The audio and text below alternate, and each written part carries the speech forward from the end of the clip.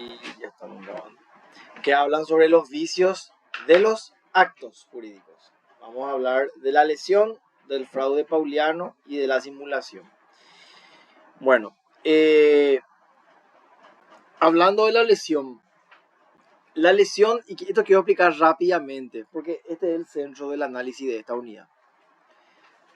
Para que podamos argumentar que existe este vicio de la lesión dentro de un acto jurídico, tienen que concurrir un presupuesto objetivo y un presupuesto subjetivo. Bueno, cuando yo me refiero al presupuesto objetivo que se da en la lesión, me estoy refiriendo a esa ruptura del equilibrio que hay entre la prestación y la contraprestación. Hay una desproporción excesiva en relación al derecho con la obligación o la prestación con la contraprestación. Ese es el elemento objetivo que se visualiza en la figura de la lesión como vicio de los actos jurídicos. La pregunta es, ¿esa desproporción excesiva es suficiente para que exista lesión? La respuesta es no. Tiene que concurrir también un elemento subjetivo para que esa notable desproporción objetiva se configure como lesión. Y ahí es donde entramos a hablar subjetivamente del aprovechamiento por un estado de necesariedad, de ligereza o de inexperiencia, ¿verdad? Entonces, y no me voy a detener en esto porque quiero la figura, lo que es importante acá. Dice el 671 de nuestro Código Civil: si uno de los contratantes obtiene una ventaja manifiestamente injustificada, esa es la notable desproporción objetiva, desproporcionada con la que recibe el otro, explotando, acá viene la parte subjetiva, la necesidad, la ligereza o la inexperiencia de este, podrá el lesionado, ahí se configura la lesión, cuando concurre el elemento objetivo de la notable desproporción, de la excesiva desproporción, respecto a la prestación con la contraprestación o del derecho con la obligación, añadiéndole el elemento subjetivo de la necesidad o la ligereza o la inexperiencia. Eso es lo que configura la lesión, dice, ¿verdad? Este podrá el lesionado dentro de 2 años demandar la nulidad del contrato o su modificación equitativa. La notable desproporción entre las prestaciones hace presumir la explotación, salvo prueba en contrario. Entonces, este es el concepto que tiene que quedar claro. Tiene que concurrir, y reitero para cerrar la idea conceptual, para que haya o para que exista lesión, tiene que concurrir el elemento objetivo de la lesión con uno de los 3 elementos subjetivos de la lesión. Y cuando yo me refiero al elemento objetivo de la lesión, me estoy refiriendo a esa notable o excesiva desproporción. ¿Desproporción entre qué?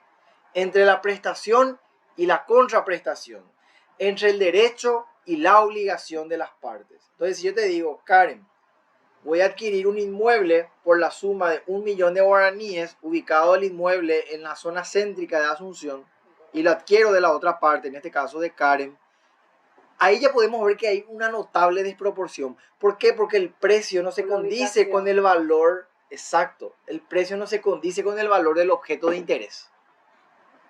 Entonces, ahí está la notable desproporción. Ahora, ¿qué tenemos que añadirle a esa notable desproporción? ¿Qué tenemos que añadirle a ese elemento objetivo?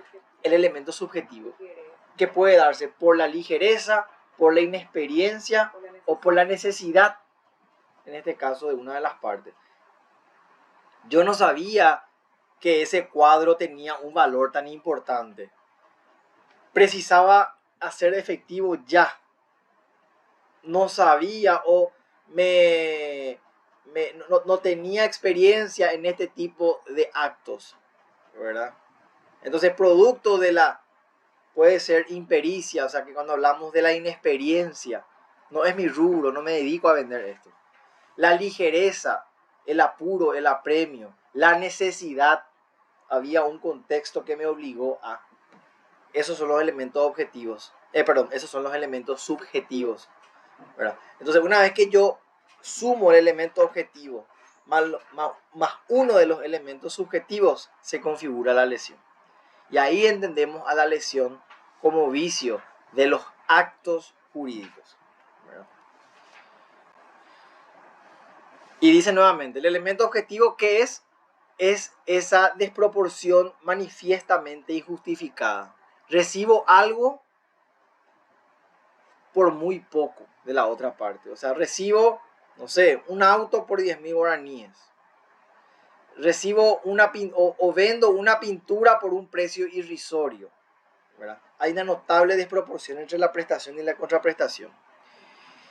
La ley no establece una fórmula matemática para determinar la desproporción. No dice 60-40, 90-10, 70-30, pero sí lo que dice es que de acuerdo a las circunstancias, si es que resulta escandaloso para una persona sensata la prestación con la contraprestación, si es excesiva, si es injustificada, si es desproporcionada, ya podemos hablar ahí de la ventaja manifiestamente injustificada. La ventaja debe existir ¿en qué momento? Al momento de la celebración del acto. Yo adquiero o yo vendo un vehículo por un precio irrisorio. La otra persona está tomando una ventaja porque mi auto vale 100 millones y me lo está comprando por 20. Esa es la ventaja que quita la otra parte, que es manifiesta, que es desproporcionada. Cuando hablamos... Mira que pasa un helicóptero acá. Dios mío, qué fuerte suena. Cuando hablamos del elemento subjetivo, hablamos justamente de estos tres elementos. ¿Por qué son subjetivos? Porque tienen que ver con la conducta.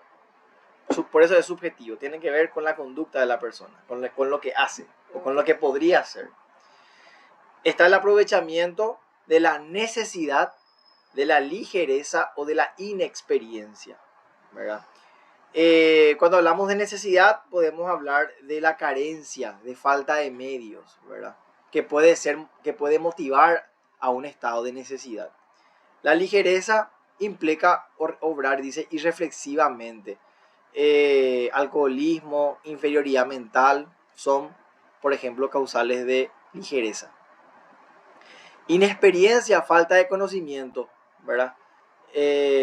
Un comerciante no puede alegar falta de experiencia si es que va a realizar operaciones de compra-venta.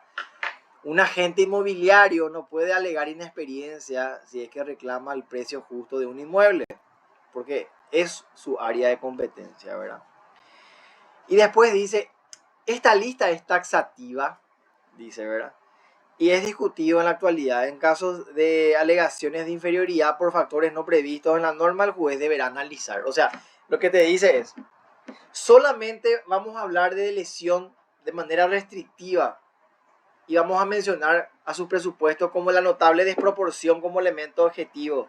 Y solamente los elementos subjetivos van a estar limitados a la necesidad, a la inexperiencia o a la ligereza.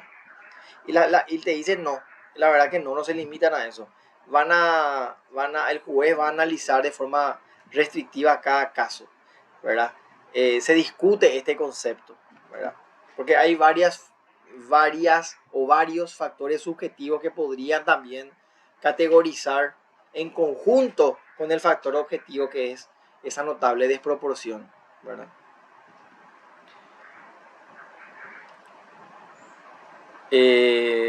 Bueno. Después hablamos de los elementos. Bueno, acá están las otras fuentes, justamente, ¿verdad? La ley, esta ley, este Instituto UNIDROIT, Instituto de Unificación del Derecho Privado.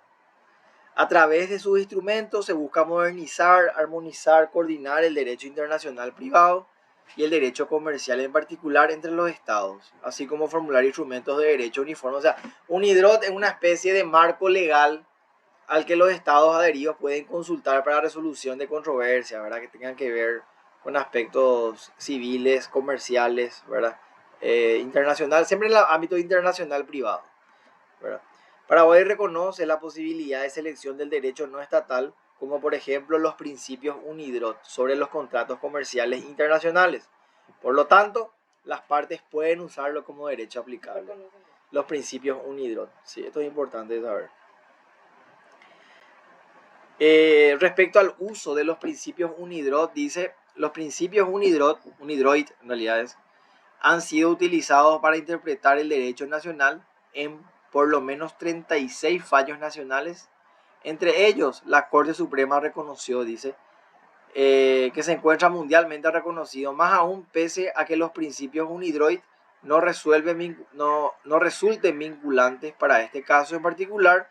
Recurrir a ellos con el fin de interpretar o contemplar el derecho nacional constituye una práctica judicial sana y enriquecedora. O sea, nuestro marco jurídico nacional, nuestro derecho civil, puede nutrirse de este derecho internacional, de esta fuente de derecho internacional que son los principios unidos, siempre con lo que esté relacionado a derecho privado del ámbito comercial, ¿verdad? Podemos utilizar. ¿Por qué digo esto? Porque, bueno, decíamos recién que la necesidad, la ligereza y la inexperiencia son los únicos factores subjetivos de la lesión, y no, el juez va a tener que ver si existe alguno más y generalmente va a tomar los principios UNIDROIT para ver si eventualmente junto con el elemento objetivo puede concurrir, aparte de los tres que ya mencionamos, alguno más, ¿verdad?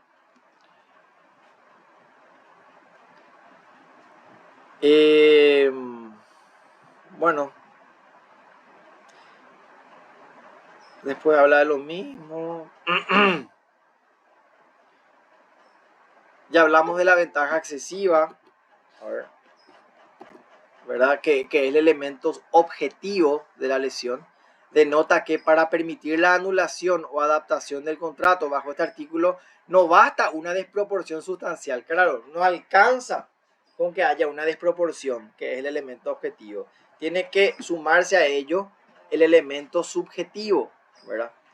Que es justamente o son justamente la necesidad, la ligereza, la inexperiencia y alguno otro más, según sea el caso, ¿verdad? Por eso hablamos que los principios UNIDROIT se refieren a la posición negociadora desigual. Esa es la notable desproporción, ¿verdad? En términos de derecho internacional privado, ¿verdad? Ese aprovechamiento injustificado, ¿verdad?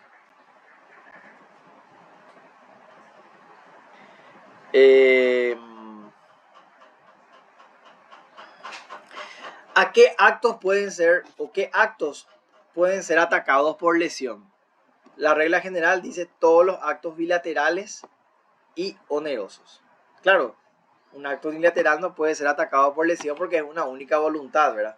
En cambio, los actos bilaterales y onerosos principalmente, donde hay una prestación con otra contraprestación, ¿verdad? Que es la de proporción objetiva. Ejemplo de actos que no pueden ser atacados por lesión: actos gratuitos y actos unilaterales. Claro, porque ahí sí no hay una contraprestación, ¿verdad? No es oneroso. ¿Cuáles son las acciones que nacen a partir de la comprobación de la lesión dentro del acto, ¿verdad? La anulación. Por afectar el interés particular, el mismo puede inclusive optar por la plena validez del acto. O sea, la lesión es causal de la anulabilidad del acto. El acto no es nulo si es que se ve viciado por lesión. Es anulable. O también la modificación, ¿verdad? Que es justamente esa rectificación, esa subsanar los vicios, ¿verdad? Dice, el lesionado puede solicitar la modificación equitativa del contrato, que se pague el precio justo, por ejemplo. El demandado puede evitar la anulación del contrato ofreciendo la modificación equitativa. Claro, te compré un cuadro que es de un pintor renombrado, vos lo ignorabas y yo lo compré por un precio irrisorio, aprovechándome de tu inexperiencia.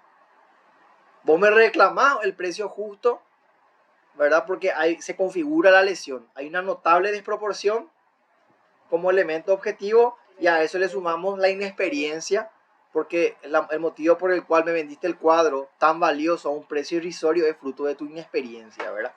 Entonces, podés eventualmente reclamar una acción de nulidad por la lesión, ¿verdad? Como elemento, como vicio del acto. Bueno, yo te digo, no, Karen, vamos a mantener los efectos del acto. yo te voy a pagar el precio justo. Entonces, se puede, dice, solicitar la modificación equitativa. Vos, yo como demandado, bueno, solicito pagar el precio justo y quedamos, vamos a decir, en términos equitativos. ¿Recibiste? Claro, recibís vos el precio justo y yo me sigo quedando con la cosa objeto del acto, ¿verdad? ¿Qué pasa cuando se demanda solo la modificación? Si el lesionado elige la vía de modificación, el demandado no podrá reconvenir optando por la nulidad. Claro, porque el lesionado es el que tiene el derecho, ¿verdad? El lesionado, una vez que invocó su derecho, entonces, en este caso, el demandado, porque el lesionado pues es el demandante, y el demandado en este caso, que es el que provocó la lesión, no puede solicitar la nulidad, tiene que cumplir con la demanda, ¿verdad? Del demandante en este caso. Claro. En cambio, si el lesionado, o sea, en este caso el demandante, hubiese elegido la nulidad, el demandado, en este caso que soy yo, podría evitarla ofreciendo la modificación buscando respetar el principio de conservación de los actos. O sea, vamos a resumirlo en este ejemplo y vamos otra vez con lo del cuadro. Yo le ofrezco a Karen dinero por un cuadro. Karen ignora que ese cuadro vale $1.000.000 aproximadamente. Yo lo compro por $100.000. Entonces Karen, en este caso, como es la lesionada, porque yo me aproveché de su inexperiencia y concurre este elemento objetivo de la notable desproporción, entonces Karen, como lesionada, entabla una demanda reclamando en este caso la modificación del acto exigiendo el precio justo. En ese caso, yo como demandado no puedo solicitar la nulidad. Tengo que, vamos a decir, tomar ese camino que tomó el demandante, que es el lesionado, y pagar el precio justo, ¿verdad?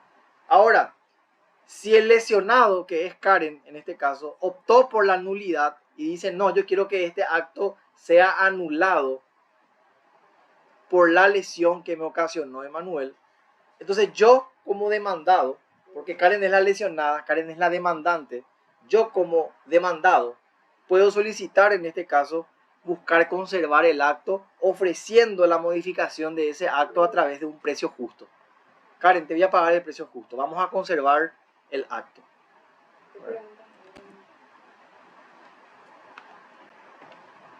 Suazo, para entender nomás, en el examen salió un ejercicio de dos vendedores inmobiliarios que uno adquirió un terreno por la suma que el otro vendió, no sabía que debía venderlo a un precio más caro. Algo así fue. Sí, ahí no se puede alegar inexperiencia. Claro, Luis, si vos sos vendedor de autos y yo soy mecánico o soy también vendedor de autos, yo no puedo alegar inexperiencia, ¿verdad? Porque ese es mi campo de trabajo. Claro, ahí no posiblemente podamos hablar de una posible desproporción objetiva, pero no podemos hablar de inexperiencia, porque se supone que si te dedicas a la venta de inmuebles o si te dedicas a la venta de autos, si ambos se dedican a la venta de inmuebles o la venta de autos, ninguna de las partes puede alegar inexperiencia, ¿verdad? Entonces, eso es importante señalar, ¿verdad?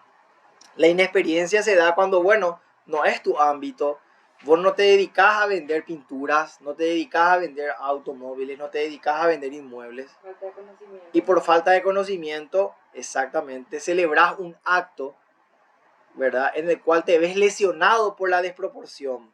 Porque vos creíste que tu terreno de 12 por 30 valía 50 millones. Ese terreno vale por lo menos $300.000. Entonces ahí hay una notable desproporción producto de tu inexperiencia. Pero si vos como agente inmobiliario incurrís en ese tipo de actos, no podés alegar la inexperiencia, ¿verdad? Ahí sí no existe lesión. ¿Hay desproporción? Sí, pero no hay ningún elemento subjetivo, por lo menos en inexperiencia no podés alegar para que se configure lesión, ¿verdad? Nuevamente vemos que el plazo para reclamar o establecer la acción de nulidad, en este caso es de 2 años, ¿verdad? Cuando hablamos de acción de nulidad por vicio de la voluntad o acción de nulidad por vicio del acto, hablando de la lesión, 2 años es el periodo, ¿verdad? el periodo de prescripción, o sea, el espacio de tiempo que tenés para entablar una acción, en este caso como consecuencia de una lesión. Si Desde es, que inicia el vicio. desde que se conoce, sí, desde que se conoce el vicio. En este caso es desde celebrado el acto. Desde celebrado el acto en este caso. ¿Es válida la renuncia a la acción de lesión? Dice, tiene valor una afirmación en un instrumento que diga lo siguiente: las partes se encuentran en plena reflexión de lo actuado, no mediando ligereza ni inexperiencia, como así también no existe desproporción entre las prestaciones. O sea, nosotros podemos convenir entre las partes e introducir este texto en el contrato. La pregunta es, ¿esto es válido? Las partes pueden incorporar a sus contratos las razones que justifiquen las prestaciones convenidas, así como también el motivo de las desproporciones si es que las hubiera. Finalmente dependerá del juez evaluar las circunstancias del caso si debe juzgar la existencia de lesión. O sea, al final es el juez el que va a decidir si hay o no lesión, más allá de que vos hayas incorporado este texto en el contrato, ¿verdad? Entonces, no hay preguntitas acá. Entonces, acá me parece que hay tema central de esta unidad, que es la lesión, ¿verdad? Y el 671 del Código Civil en ese sentido es bastante claro, ¿verdad? La lesión es un vicio de los actos jurídicos, no es un vicio de la voluntad, es un vicio de los actos jurídicos. La lesión como vicio de los actos jurídicos puede tener como consecuencia la anulabilidad del acto mediante una acción de nulidad. ¿Qué es la lesión? ¿Qué presupuestos deben concurrir para que se configure la lesión? Hablábamos primeramente del elemento objetivo y luego de un elemento subjetivo. Ambos elementos tienen que concurrir para que se pueda configurar la lesión. ¿Qué es el elemento objetivo? ¿En qué consiste? Consiste en esa notable o excesiva desproporción. ¿Desproporción entre qué? Entre la prestación y la contraprestación. Entre el derecho y la obligación, ¿verdad? Yo te pago 1 millón, recibo un terreno de 10 por 45, ¿verdad? No sé, siempre me remito a hablar suma de dinero porque ahí es lo que se ve más, la de proporción, ¿verdad? Entonces, o adquiero un cuadro por un precio irrisorio y este cuadro es de un valor muy alto porque era de un pintor muy reconocido, ¿verdad? Entonces, hay una desproporción entre respecto a lo que doy con respecto a lo que recibo, ¿verdad? Más allá de que me perjudique o me beneficie, hay una notable desproporción. En eso consiste el elemento objetivo. El elemento subjetivo puede componerse de necesidad, ligereza o inexperiencia. La inexperiencia es el elemento un poco más sencillo de comprender porque se trata de la falta de conocimiento respecto a la forma en la que está celebrando o las condiciones en las que está celebrando ese acto, ¿verdad? Muchas veces uno tiene un cuadro en su casa, no sabe que tiene un valor muy alto y lo vende por cualquier precio, ¿verdad? O uno no sabe el valor real de un inmueble y lo vende por cualquier precio, ¿verdad? Entonces eso es inexperiencia, ¿verdad? No hay mucho conocimiento acabado sobre el... Señora, señor, creo que alguien levantó la mano. ¿No? Ah. Entonces eso es necesidad, perdón, eso es inexperiencia, ¿verdad? Cuando hablábamos de necesidad, decíamos nosotros, y acá está justamente, la necesidad es la carencia, falta de medios, necesito el dinero. Entonces, producto de ese contexto de falta de medios, de carencia, celebro el acto jurídico. Ligereza, operar de manera irreflexiva, ¿verdad? Puede ser por alcoholismo, por inferioridad mental. Entonces, estos son los elementos subjetivos que pueden concurrir y deben concurrir con el elemento objetivo para que se pueda configurar la lesión, que es lo que eventualmente va a provocar la anulabilidad del acto por vicio, ¿verdad? Eso me parece que es lo importante. El periodo del ejercicio de la acción de nulidad es de hasta 2 años una vez celebrado el acto.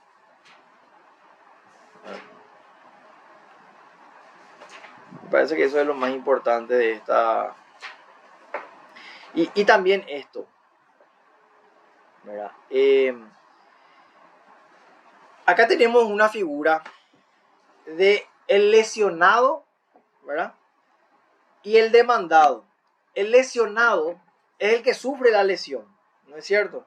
Es el que tiene el derecho a demandar. Y el demandado es el que provocó la lesión. Entonces, si el lesionado demanda la modificación del acto, o sea, por ejemplo, que se pague el precio justo, el demandado tiene que pagar el precio justo, no puede solicitar la nulidad del acto, porque ese es el camino que tomó el lesionado, es la demanda que hizo. No puede el demandado solicitar la nulidad para no pagar, no, tiene que pagar el precio justo porque así lo demandó el lesionado. Ahora, si el lesionado elige la nulidad, ahí sí el demandado puede solicitar la modificación del acto buscando pagar, por ejemplo, el precio justo, ¿verdad? Entonces Karen me dice, Suazo, yo quiero anular este acto porque me compraste el cuadro a un precio irrisorio, ese cuadro valía muchísimo más, me dice Karen, y Karen me demanda. Y solicita Karen la nulidad del acto. Entonces yo como demandado le digo, no Karen, yo te voy a pagar el precio justo para que el acto se conserve y conserve todos sus efectos. Eso puede hacerlo el demandado. Entonces, eso también es importante de mencionar. Y de vuelta, el plazo para ejercer esta acción de nulidad es de 2 años que se computan desde la celebración del acto. Exacto. La pregunta final. ¿Se puede renunciar a la acción de lesión? ¿A qué acción me refiero? A la acción de nulidad, ¿verdad? Yo puedo renunciar en un contrato a la acción de lesión que podría yo prosperar en contra de la otra parte, no. Puedo incorporar el texto en el contrato, pero al final el juez es el que va a determinar si existe o no lesión. ¿Cómo? Valorando si concurren el elemento objetivo, que es la notable desproporción, y uno de los elementos subjetivos, que son el de la necesidad, la ligereza o la inexperiencia. Entonces, eso es todo. Ok. Fraude pauliano. El fraude pauliano es el fraude al acreedor. Sí, el fraude al acreedor. Es cuando el deudor perjudica los intereses del acreedor. Yo le debo a Karen 10 millones y ¿qué hago con mi dinero? Hago una donación a Teletón de 10 millones. Agravo mi situación de insolvencia. No tengo lo plata y lo poco que tengo le dono a Teletón. Agravo mi situación de insolvencia perjudicando los intereses de mi acreedor. Y ustedes me van a preguntar, ¿pero por qué estás perjudicando los intereses de tu acreedor? Porque la garantía del acreedor es el patrimonio del deudor. O sea, ¿cuál es la garantía de ese deudo de que yo le voy a pagar o que yo voy a cumplir con mi obligación? Mi patrimonio. Y si yo empiezo a vender, regalar, hacer vito de mi patrimonio, perjudico los intereses de ese deudo porque no va a poder recuperar, en este caso, el monto que yo le adeudo, ¿verdad? Perdón. Zeneida. Y el fraude pauliano es un vicio de los actos jurídicos. También, así mismo. Hay 3 vicios de los actos jurídicos y 3 vicios de la voluntad. Vicio de la voluntad ya sabemos de memoria: error, dolo, violencia. Vicio de los actos jurídicos, acabamos de ver la lesión, ahora vamos a ver el fraude pauliano y por último vamos a ver la simulación. Entonces, esto ya viene del derecho romano. Se van a acordar el fraude de la acción pauliana. ¿Qué es el fraude pauliano? Es el acto por el cual el deudor deliberadamente provoca o agrava su insolvencia en perjuicio de sus acreedores. Entonces, si yo le debo a los bancos y empiezo a vender mi patrimonio, a donar, a malversar, estoy agravando mi situación de insolvencia, provocando eventualmente perjuicio a mis acreedores, porque no van a tener cómo recuperar su plata. ¿Cómo se da esto del fraude pauliano? Puede darse a través de distintas clases de actos. Claro, porque todo esto tiene que ver con actos jurídicos, ¿verdad? La donación es un acto, la compraventa es un acto, ¿verdad? Puede darse a través de actos positivos, por ejemplo, la venta de bienes para que no puedan ser embargados, pago de deudas no vencidas, la remisión o el perdón de deudas. O sea, esta figura es muy interesante. Esta figura, yo estoy seguro que va a sacar en el examen. Esto es también fraude pauliano. Y voy a dar el ejemplo. Zeneida me debe 1 millón a mí y yo le debo 1 millón a Karen.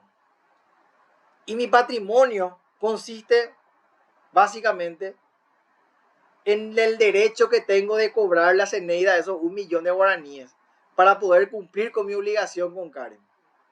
Si yo le perdono la deuda a Zeneida, le estoy perjudicando los intereses a Karen. Entonces también la remisión o el perdón de deuda constituye fraude pauliano. Si yo sé que le debo a Karen, ¿cómo le voy a perdonar la deuda a Zeneida si Zeneida me debe a mí? Entonces, eso también constituye fraude pauliano, ¿verdad? No solamente vender tus cosas para no pagar tus deudas constituye fraude pauliano, sino también perdonar deudas que tengan terceras personas contigo constituye un fraude pauliano. Renuncia a derechos, no aceptar herencia. Yo tengo una deuda gigantesca con Reduo y tengo que cobrar una herencia. Yo rechazo la herencia, no acepto. Eso también constituye un fraude pauliano. Porque aceptar la herencia que me dejó mi papá implica que tengo patrimonio para asumir la obligación que tengo con Reduo. Omisión, dejar vencer un plazo para ejercer una acción de cobro de un crédito. No contestar una demanda. También tienen que ver, o también provocan el perjuicio de mis acreedores. Yo tengo que cobrarle a Zeneida una deuda. No ejerzo mi derecho al cobro. No ejecuto el pagaré.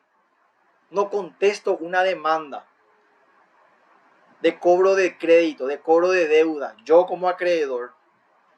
Eso agrava la situación de mis acreedores, porque no estoy ejerciendo las acciones para poder recuperar yo mi patrimonio.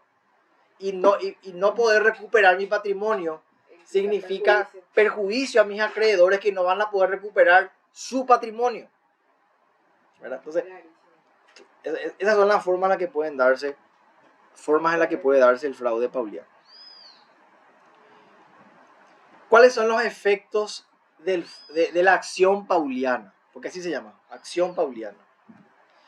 El acto se vuelve inoponible ante los acreedores hasta el monto de sus créditos.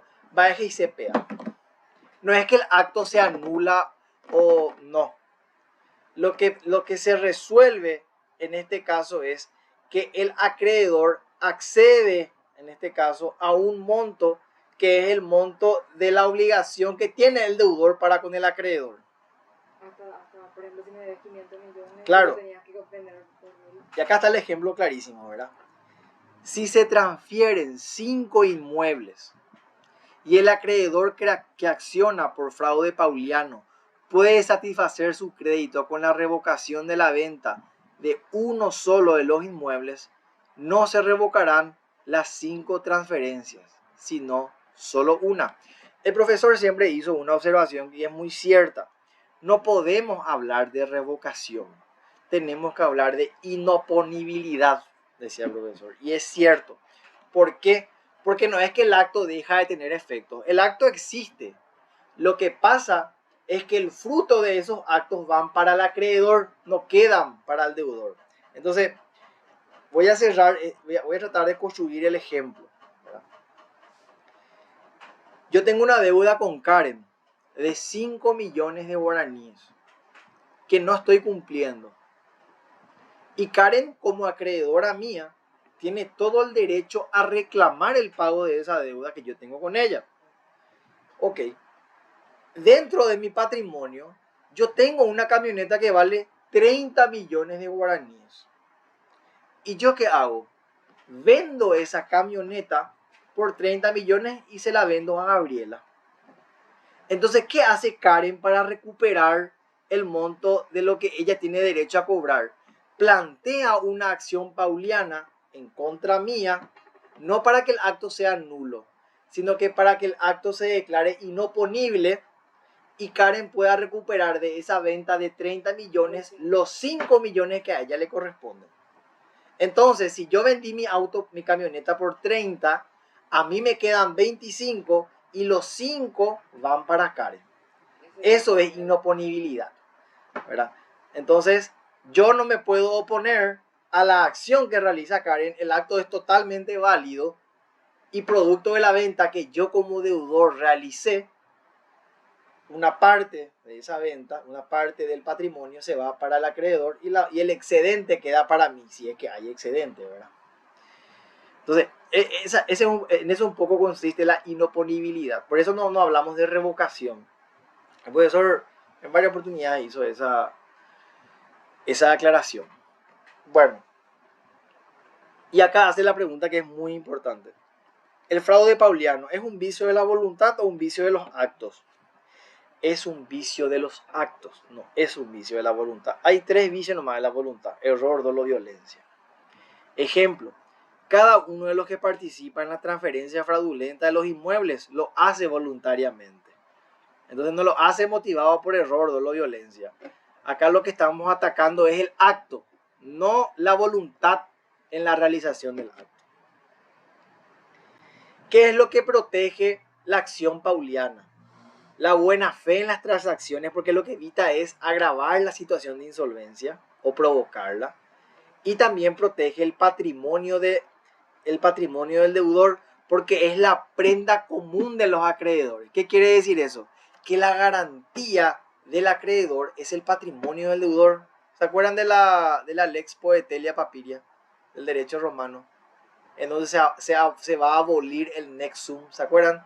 Que ya no va a ser la garantía de una obligación, ya no va a ser la persona o su libertad, sino su patrimonio. Eso sigue hasta hoy. Si yo no le pago a Sheduo la deuda, no es que Sheduo me va a meter preso. No, me va a quitar todo lo que tengo. No, ¿verdad? Entonces, ese mismo principio rige hasta hoy, ¿verdad?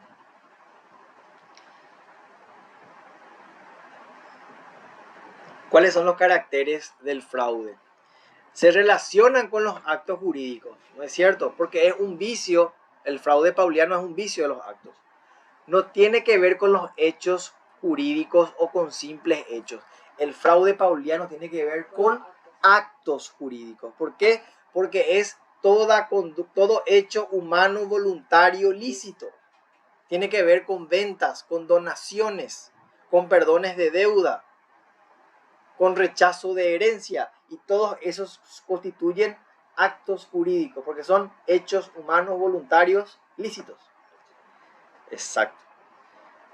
Ejemplo, si un deudor incendia sus pertenencias, no rigen las reglas del fraude pauliano, sino la de los actos ilícitos. Y esto voy a poner en rojo luego, porque también no dudo que va a poner este ejemplo. Te puede poner así: Suazo la deuda a Karen la suma de 100 millones. Para agravar su estado de insolvencia, Suazo decide quemar su casa.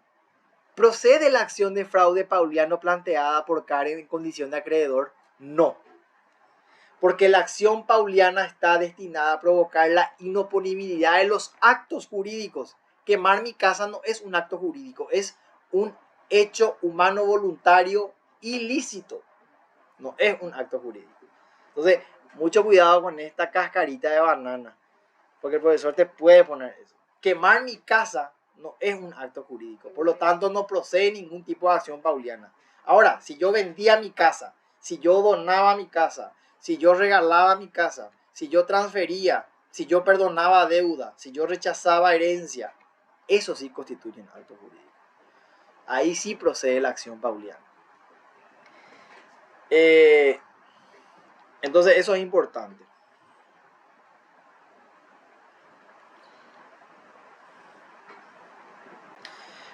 ¿Cuáles son los caracteres del fraude pauliano? Debe tratar de derechos patrimoniales. Claro, es una acción para actos jurídicos de contenido patrimonial. ¿Por qué? Porque estamos hablando de fraude a acreedores. Y cuando hablamos de acreedores hablamos de un acto jurídico de contenido patrimonial, ¿verdad? Además de los derechos extrapatrimoniales, el reconocimiento de un hijo, por ejemplo, no pueden ser atacados aquellos actos cuya realización queda liberada al solo criterio del deudor. Por ejemplo, la renuncia a honorarios por haber pintado un cuadro, la renuncia a reclamar daño moral, la acción de revocación de una donación por ingratitud, o la renuncia a solicitar la declaración de indignidad de un heredero. O sea, cuando nosotros hablamos del fraude pauliano, hablamos de actos que tengan meramente que ver con contenido patrimonial, con valores, ¿verdad?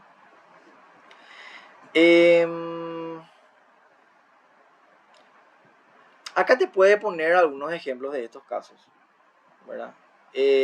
Porque nos dice muy claramente, no pueden ser atacados aquellos actos cuya realización queda librada al solo criterio del deudor. Entonces, si nos pone un ejemplo de la renuncia a honorarios por haber pintado un cuadro, sobre esa acción no se puede plantear un fraude pauliano. ¿Y cuál es el ejemplo?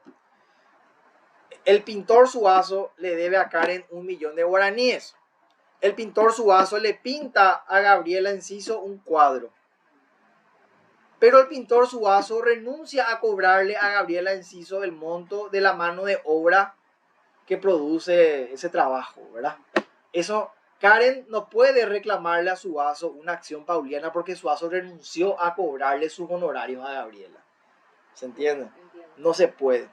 Lo mismo ocurre con la renuncia a reclamar daño moral, con la acción de revocación de una donación o con la renuncia a solicitar la declaración de indignidad de un heredero. O sea, estos tipos de acontecimientos no son objeto de una acción pauliana, ¿verdad? Cuando hablamos de acción pauliana, generalmente tenemos que hablar de donaciones, tenemos que hablar de compraventas, tenemos que hablar de renuncias a ejercer un derecho de cobro de un crédito. Tenemos que hablar de la remisión o del perdón de una deuda. Tenemos que hablar de una renuncia o un rechazo a recibir una herencia. Esos son actos jurídicos objeto de un fraude o de una acción pauliana. Y esto también es importante. Señalo también en rojo. Para que se pueda plantear una acción pauliana, el acto jurídico que va a ser atacado por la acción pauliana debe haber provocado o agravado la insolvencia. Te pongo el ejemplo. Suazo tiene 20 inmuebles en Samber y tiene una deuda con Karen Centurión. Suazo decide vender 5 de sus inmuebles. Karen puede plantear una acción pauliana en contra de los actos celebrados por Suazo con Teresa. No, si Suazo tiene todavía 10 inmuebles que pueden ser objeto o pueden ser garantía todavía del cumplimiento de la obligación. Ahora, si Suazo vendía sus 20 inmuebles, donaba sus 20 inmuebles, ahí sí está agravando o provocando su insolvencia. Pero si Suazo tiene luego 10 inmuebles guardados y decide vender 2, 3, 4, Suazo no está provocando o agravando su insolvencia. Suazo tiene la suficiente solvencia para responder eventualmente a la obligación que tiene con Karen, que es la acreedora. Entonces no procede ninguna acción pauliana. Eso también es importante mencionar. Entonces, para que haya acción pauliana, debe haber un acto jurídico, llámese compraventa, llámese donación, llámese perdón de deuda, llámese herencia rechazada, que cause o agrave la situación del deudor. Ahí recién el acreedor puede solicitar la acción pauliana que va a provocar, ¿qué cosa? La inoponibilidad del acto. ¿Qué quiere decir eso? Que el producto de ese acto va a ir al acreedor hasta satisfacer la deuda que el deudor tiene con el acreedor. Si es que hay un excedente, ese excedente queda siempre con el deudor, ¿verdad? Eso nomás quiere decir. ¿Y qué es la insolvencia? En términos contables es cuando el pasivo es mayor que el activo, porque el código no define qué es insolvencia, ¿verdad? Otros dirán que es la cesación de pagos, o sea, la iliquidez, por así decirlo, ¿verdad? Según la ley de quiebras, cuando se dan uno o más incumplimientos u otros hechos exteriores que a criterio del juez demuestren la impotencia patrimonial para cumplir regularmente las deudas a su vencimiento sin consideración al carácter de las mismas. O sea, para hablar bien claros, insolvencia es cuando tu pasivo es mayor a tu activo.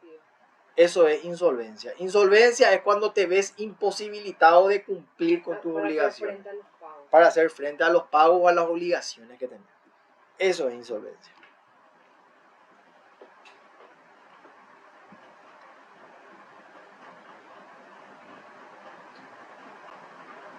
Y acá está el otro carácter, ¿verdad? Primero hablamos de la insolvencia, que puede ser causada o agravada. Y acá hablamos del segundo carácter, que es el daño al acreedor. Sí o sí, esa insolvencia tiene que causarle un perjuicio al acreedor. El acreedor no encuentra el patrimonio del deudor.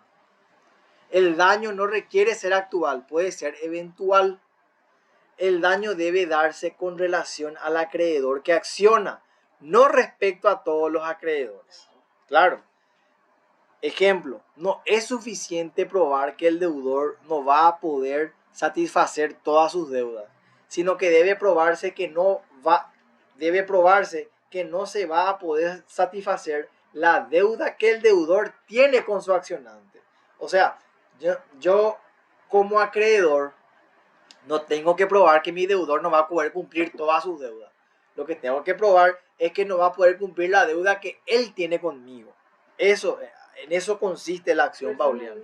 Claro, es una acción personal, exactamente.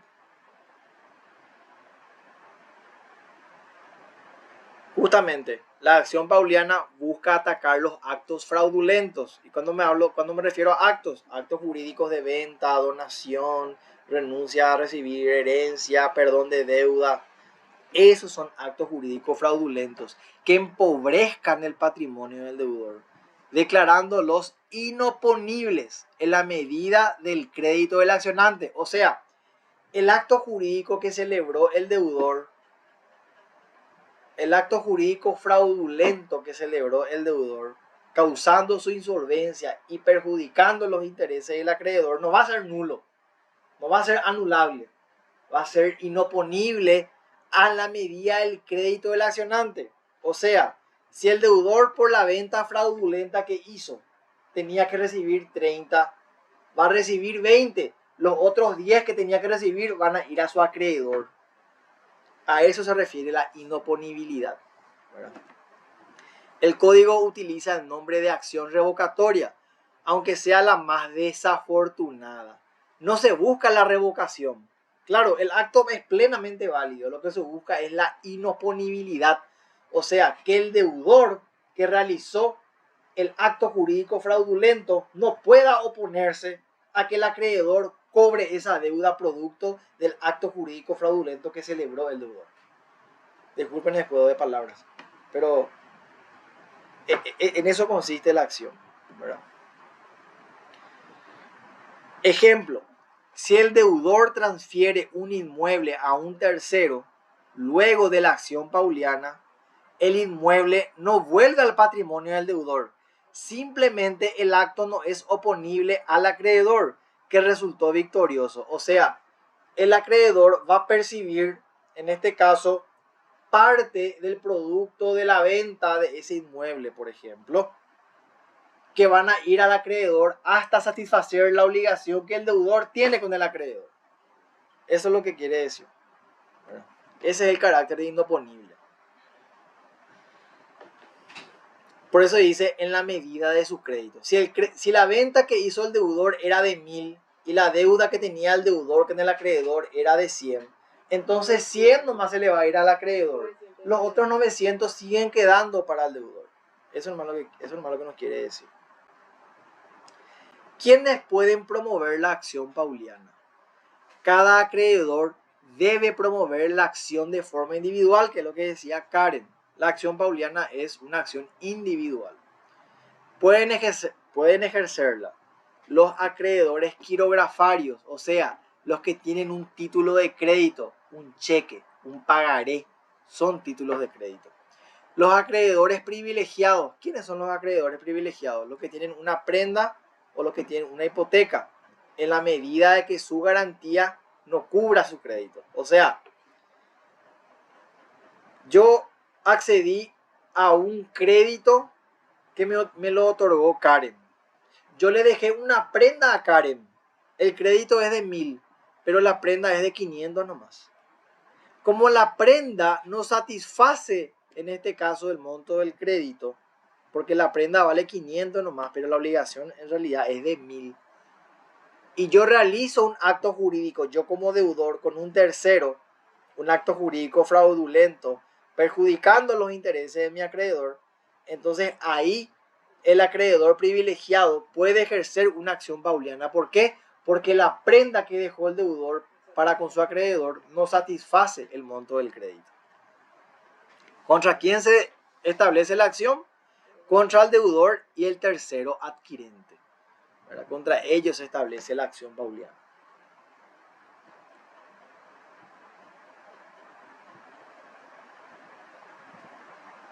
Después dice la diferencia con otras acciones conservatorias del crédito. Porque aparte de la acción pauliana tenemos la acción subrogatoria u oblicua. Esto nosotros creo que no desarrollamos, ¿verdad? Dice, en la subrogatoria el acreedor se sitúa en el lugar del deudor para ejercer acciones en nombre suyo. En la acción pauliana busca que se declaren inoponibles actos ya realizados por el deudor. O sea, voy a tratar de graficar la idea.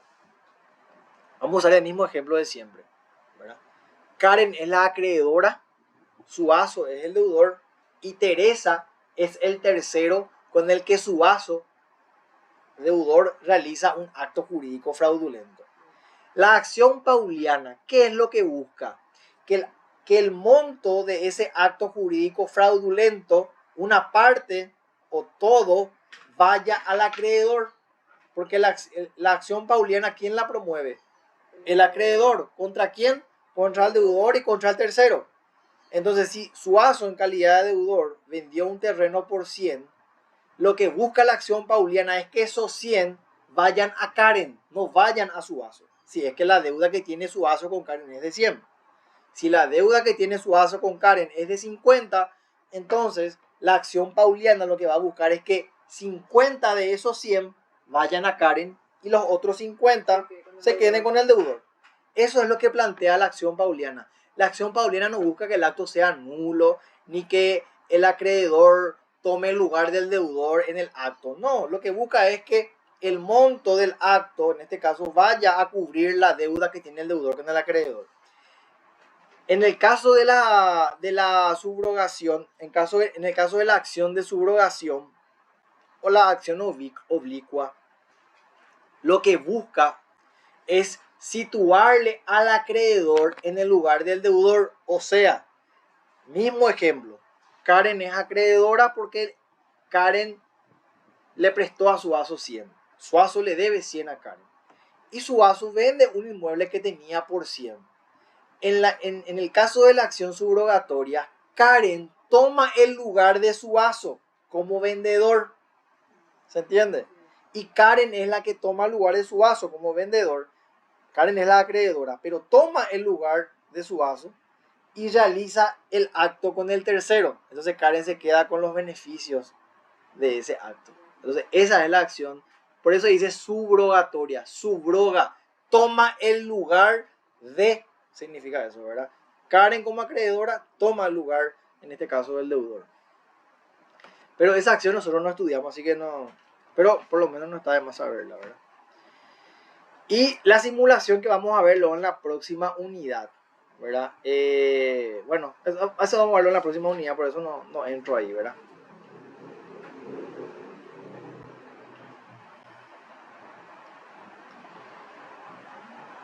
Esto también La acción revocatoria de la quiebra no es algo que hayamos estudiado, así que no voy a entrar ahí. Decíamos que la acción pauliana es válida para actos jurídicos bilaterales de contenido oneroso, ¿verdad? Eso es importante. No es para actos jurídicos unilaterales, o sea que, perdón, de contenido gratuito, solamente de contenido oneroso. Porque ¿qué es lo que se busca? Que el deudor no produzca o no agrave su estado de insolvencia, ¿verdad? Este estado de insolvencia tiene que ser probado por el acreedor. O sea, si Karen alega, Karen es la acreedora, si Karen alega que con ese acto yo, deudor, estoy agravando mi estado de insolvencia o estoy provocando mi estado de insolvencia, Karen tiene que probar ese estado de insolvencia creado o agravado. ¿Se entiende? Debe sustituir al momento de iniciarse la demanda. Dice, no sería procedente si el deudor mejora su fortuna entre el acto fraudulento y el inicio de la demanda. O sea, objetivamente hablando, tiene que haber un estado de insolvencia del deudor o tiene que agravarse ese estado de insolvencia para que la acción pauliana proceda. Porque si de ese acto jurídico el deudor se enriquece, no es que agrava su estado de insolvencia, se enriquece, entonces no procede ninguna acción pauliana. El acto debe producir o agravar la insolvencia del deudor. Eso es importante. Y esto también, esto salió en el examen. Marco Lonro.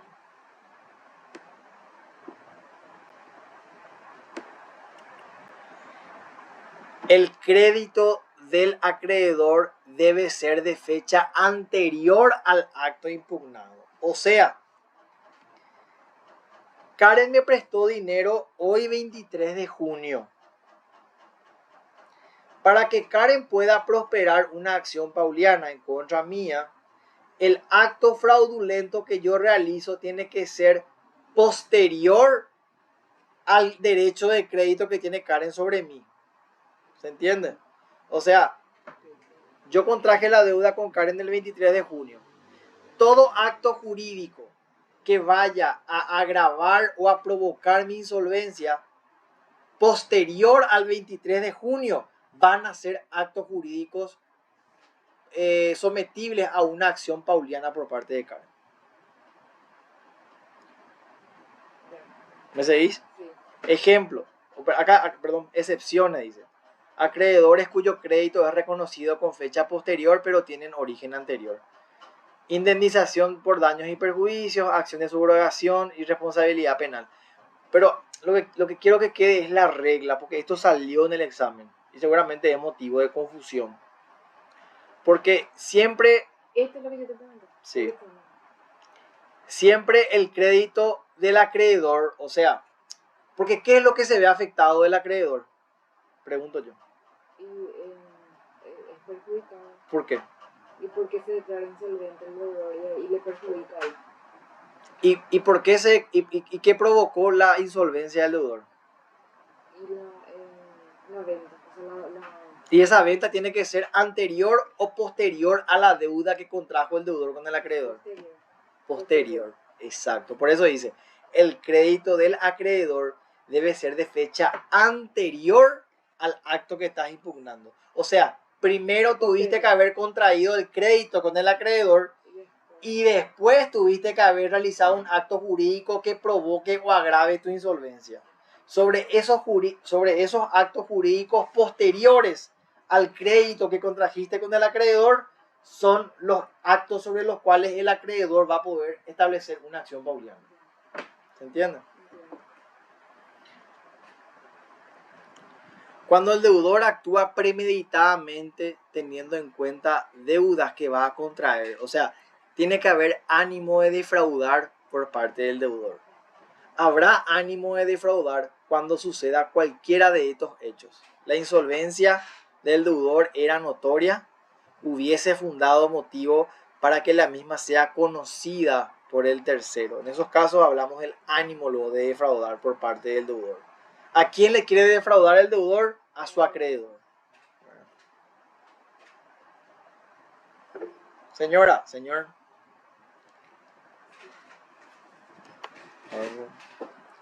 Suazo, la acción. Sí, también tiene, creo que es de 2 años. Enseguida creo que vamos a ver esa parte. Dice, 2 años también es, ¿verdad? Requisitos de la acción pauliana. Se establece una presunción iuris tantum, dice, ¿verdad? Probado el conocimiento de la insolvencia por parte del tercero, se presume la complicidad. Vamos a ver el ejemplo de Teresa, Karen y yo. En la presunción iuris tantum lo que dice es que se prueba que entre el tercero, que es la persona con la que Suazo realiza el acto jurídico fraudulento, que el tercero conoce, en este caso, o está en complicidad con el deudor para agravar su propia situación de insolvencia en perjuicio de su acreedor, es el tercero el que deberá probar que actuó de buena fe. O sea, si Teresa es el tercero, Teresa tenía que decir, yo ignoraba totalmente que con este acto jurídico Suazo estaba agravando su situación de insolvencia o la estaba provocando.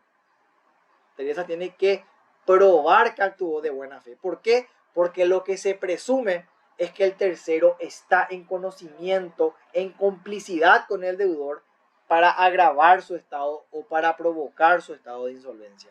Ejemplos: el deudor que presta dinero para que el tercero afronte obligaciones civiles. Deudor que paga deuda vencida. Claro, si yo le debo a Sheduo, no sé, 1.000.000 de guaraníes, y Teresa me debe a mí, y yo no le cobro a Teresa, se presume que Teresa sabe que no cobrando yo esa deuda estoy agravando mi situación de insolvencia ante Sheduo. Eso es lo que dice la presunción de iuris tantum, ¿verdad? Lo que se presume es la complicidad del deudor con el tercero. Y si el tercero quiere alegar buena fe, tiene que probar que actuó con buena fe.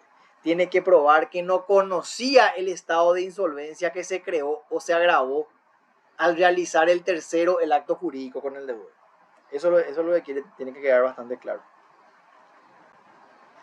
Para probar el conocimiento del tercero, o sea, para que el acreedor pueda probar la complicidad, se puede emplear cualquier medio probatorio, como presunciones, que es la que acabamos de ver, o testificales.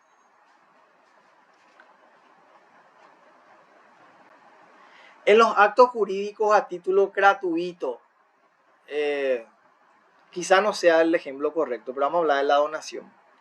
Los mismos para que los actos, son los mismos los requisitos para que los actos a título oneroso, salvo la complicidad del tercero, que no se necesita si el acto es gratuito. O sea, si yo le voy a donar a Teresa dinero para no pagar mi deuda con Karen, no hace falta que Karen pruebe o presuma que hay complicidad entre Teresa y yo. No hace falta, no es necesario, porque el acto es a título gratuito.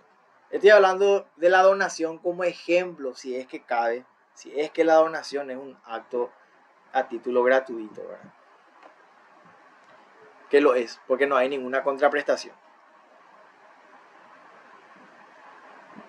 Actos que pueden ser revocados. Acá tenemos la precisa.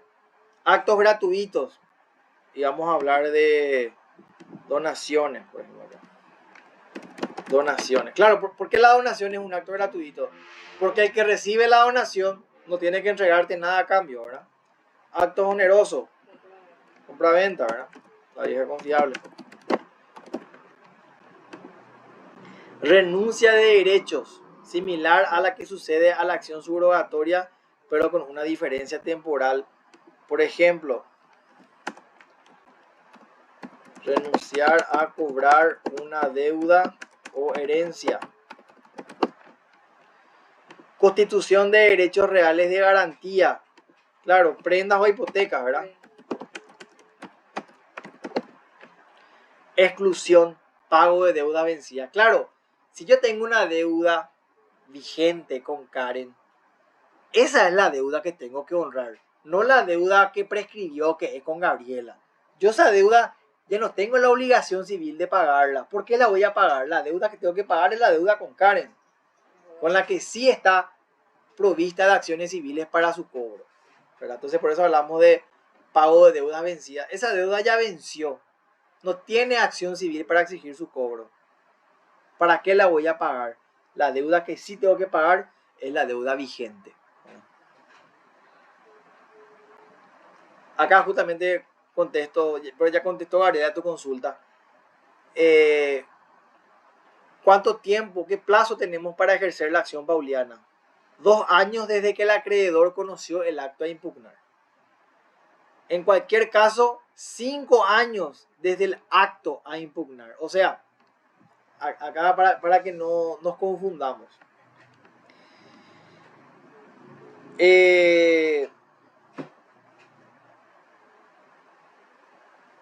Emanuel celebra un contrato de crédito con Karen, por el cual Karen le presta a Emanuel 1.000.000 de guaraníes, el 23 de junio del 2024. Muy bien. Suazo, el 30 de junio del 2024, dona sus inmuebles a Luis. Esa donación provoca o agrava el estado de insolvencia de Manuel. ¿Por qué? Porque el patrimonio de Manuel es la garantía del cumplimiento de la obligación que tiene Manuel con Karen. Entonces, si Emanuel realizó la donación el 30 de junio del 2024, ¿qué plazos tiene Karen para ejercer la acción pauliana en contra de Manuel?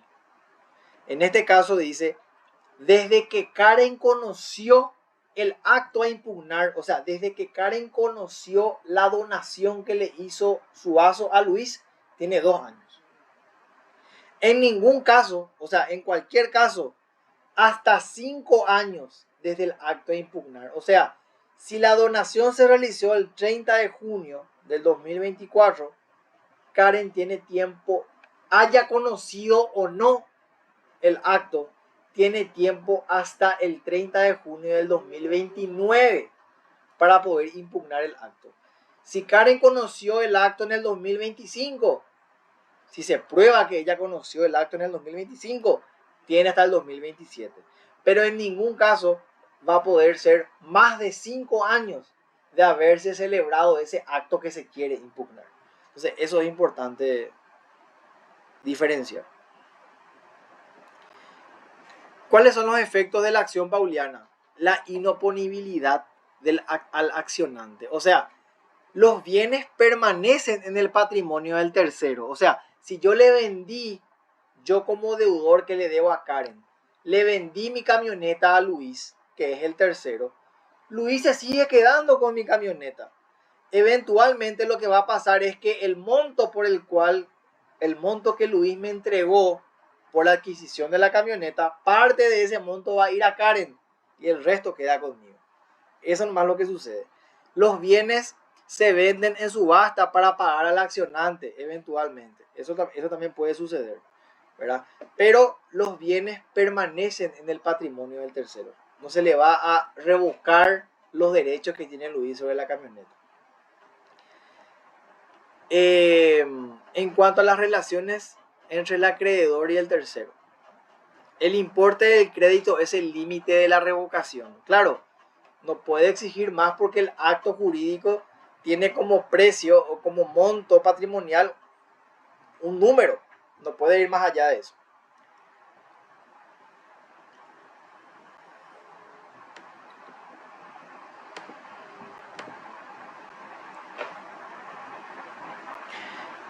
Otros efectos de la acción pauliana, la indemnización de daños y perjuicios.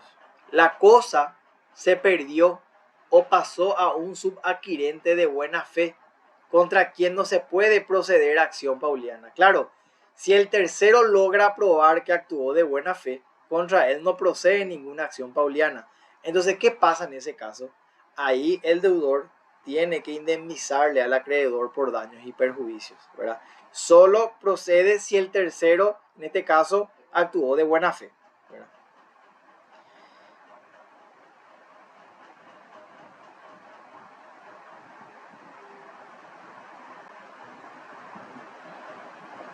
Después dice, solo procede si el tercero es de mala fe. Siempre será de mala fe, salvo que se trate de actos gratuitos o de casos en los cuales se pruebe la buena fe. Claro, si el tercero puede probar que actuó de buena fe, él no tiene que indemnizar nada. Ahora, si se prueba la complicidad del tercero, si procede los efectos de la acción pauliana contra el tercero. Porque lo que se presume justamente que es, ¿qué se presume? La complicidad. ¿Te acuerdas que vimos hace rato? Se presume la complicidad entre el deudor y el tercero. El tercero tiene que probar su buena fe. En los actos jurídicos gratuitos no importa, no se presume complicidad. Pero en los actos jurídicos a título oneroso sí se presume complicidad entre el tercero y el deudor. El tercero, en este caso, si el acto fue oneroso, tiene que probar su buena fe. Y si prueba su buena fe, no tiene ningún tipo de responsabilidad para indemnizar daños y perjuicios. Solamente el deudor es el que tiene que indemnizar.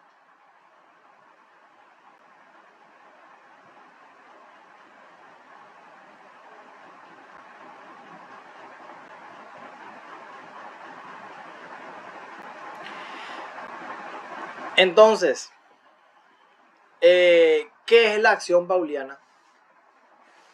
Es una acción que actúa en base a un vicio de los actos jurídicos, que es el fraude pauliano, que lo que busca es la inoponibilidad del acto jurídico fraudulento realizado por el deudor con un tercero, provocando o agravando su estado de insolvencia y además de eso produciendo un perjuicio a su acreedor.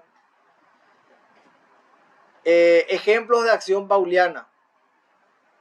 Y bueno, si yo El acto fraudulento de la enajenación de claro, Pablo. vender, sí, si yo tengo una deuda con mi acreedor y le vendo o le dono mis cosas a un tercero, en esos casos procede la acción pauliana planteada por el acreedor, ¿verdad? Requisitos para que proceda la acción pauliana en los actos onerosos. Tiene que haber, tiene que provocarse o agravarse el estado de insolvencia por parte del deudor. Tiene que causar o agravar. Tiene que dañarse o lesionarse, perjudicarse los intereses del acreedor. Y para que no me acuerdo el otro.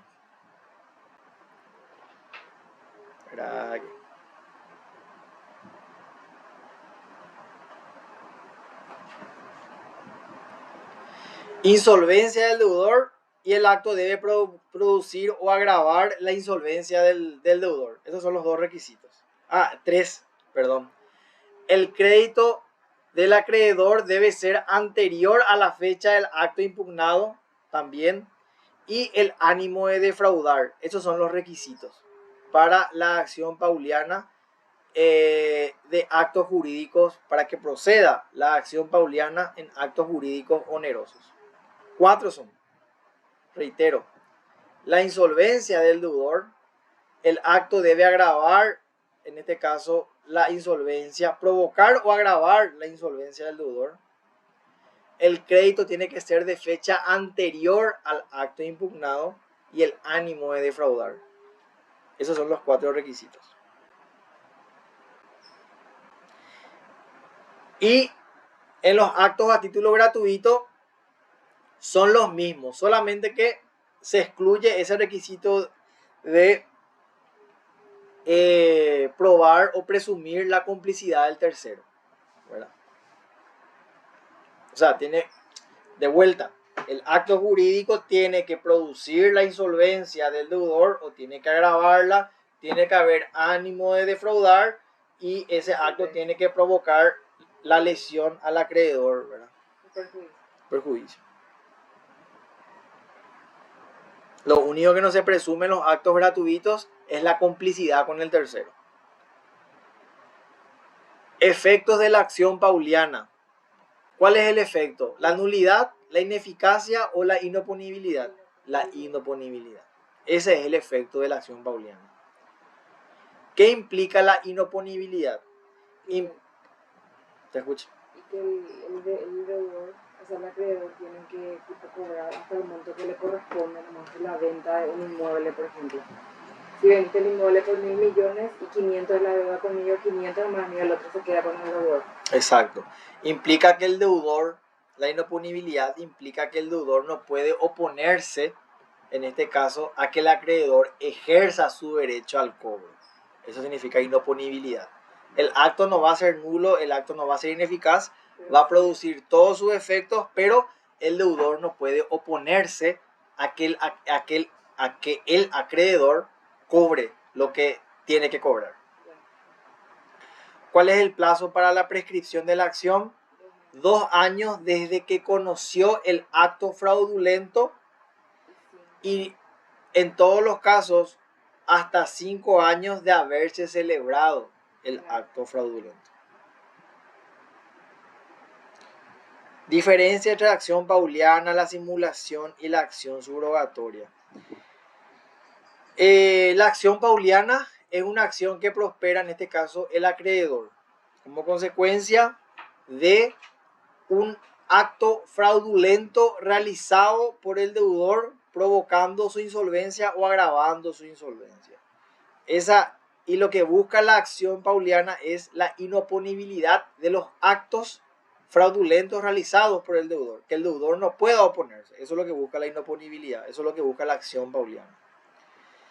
Y vamos a ver enseguida qué es la acción de simulación en la próxima unidad, ¿verdad? Porque la verdad que no me acuerdo muy bien. ¿Cómo opera la presunción del ánimo de defraudar en la acción pauliana relativa a actos onerosos? Se presume la complicidad entre el deudor y el tercero. Se presume. Salvo que el tercero pueda probar que es un adquirente tercero de buena fe.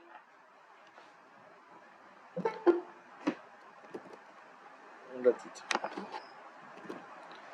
Forma de probar el fraude pauliano. Bueno, todos los mecanismos de prueba son válidos, ¿verdad? Incluso las presunciones. Eso estaba acá. Creo que estaba un poco.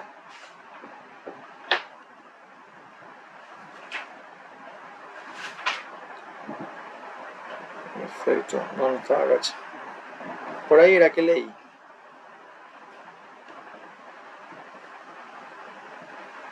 La prueba. No sé.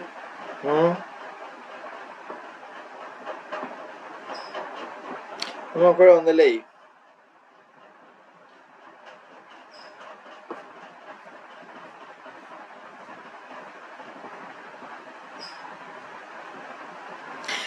No me acuerdo dónde leí, pero decía cualquier medio de prueba es válido, incluso las presunciones hablaba de la forma para probar un fraude pauliano. Bueno, vamos con la simulación. Esta también es una diferencia que ahora me acordé. La acción pauliana no provoca la nulidad o la ineficacia del acto, lo que provoca es la inoponibilidad. La acción de simulación sí provoca la nulidad del acto. La acción pauliana provoca la inoponibilidad, o sea, la revocación. Eso es importante también mencionar como una diferencia. Bueno, ¿qué es la simulación? Penúltima unidad creo que esta es la realización de un acto jurídico que tiene una apariencia contraria a la realidad. Puede ser porque no existe o porque es distinto a como parece. En el primer ejemplo puede ser una simulación absoluta, que es una venta simulada que en realidad nunca existió. O puede ser una venta simulada y en contradocumento figura que es una donación. Porque la simulación puede ser absoluta o puede ser relativa. La simulación que a nosotros nos importa es la simulación relativa. Esa es la que podría tener efectos jurídicos siempre que no vaya en contra de la norma. La simulación absoluta no tiene efectos jurídicos porque es solamente una simulación.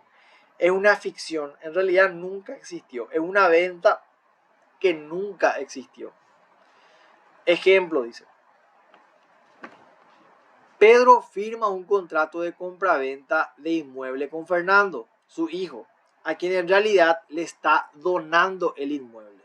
Fernando nunca le pagó lo que el contrato dice que debió pagarse. Eso es una simulación, porque por un lado tenemos el acto aparente, que es el de la compraventa, que es el que todo el mundo ve, y por otro lado tenemos el acto real, que es el que se hace por contradocumento, que es el de una donación, por ejemplo. Esa es una forma de simulación relativa.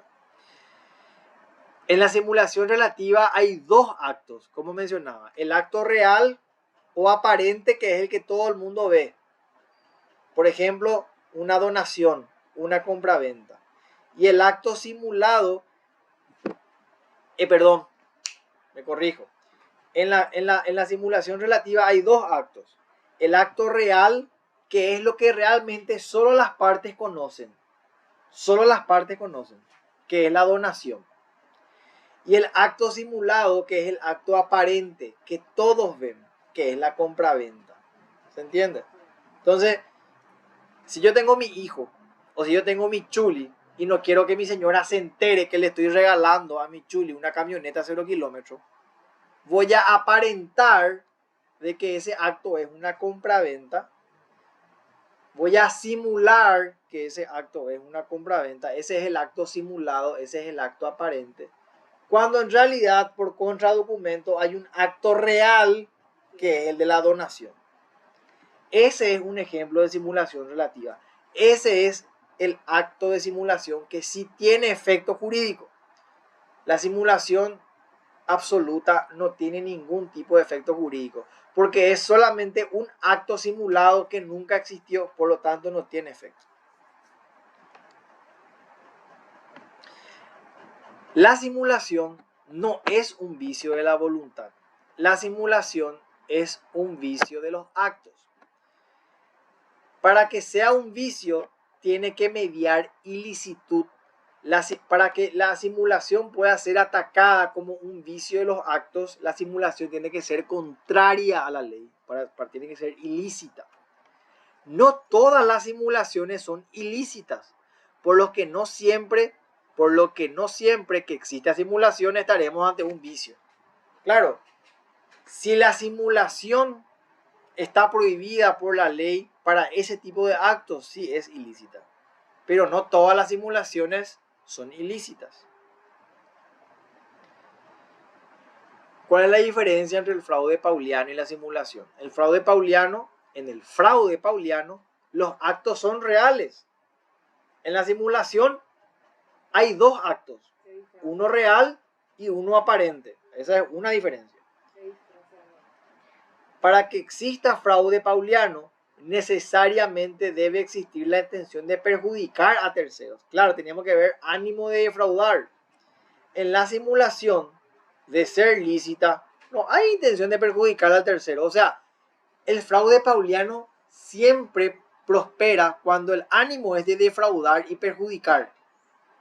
La simulación no siempre es ilícita, a veces nomás es ilícita. Hay simulaciones que son completamente lícitas, completamente prohibidas, permitidas por la ley. ¿Está bien?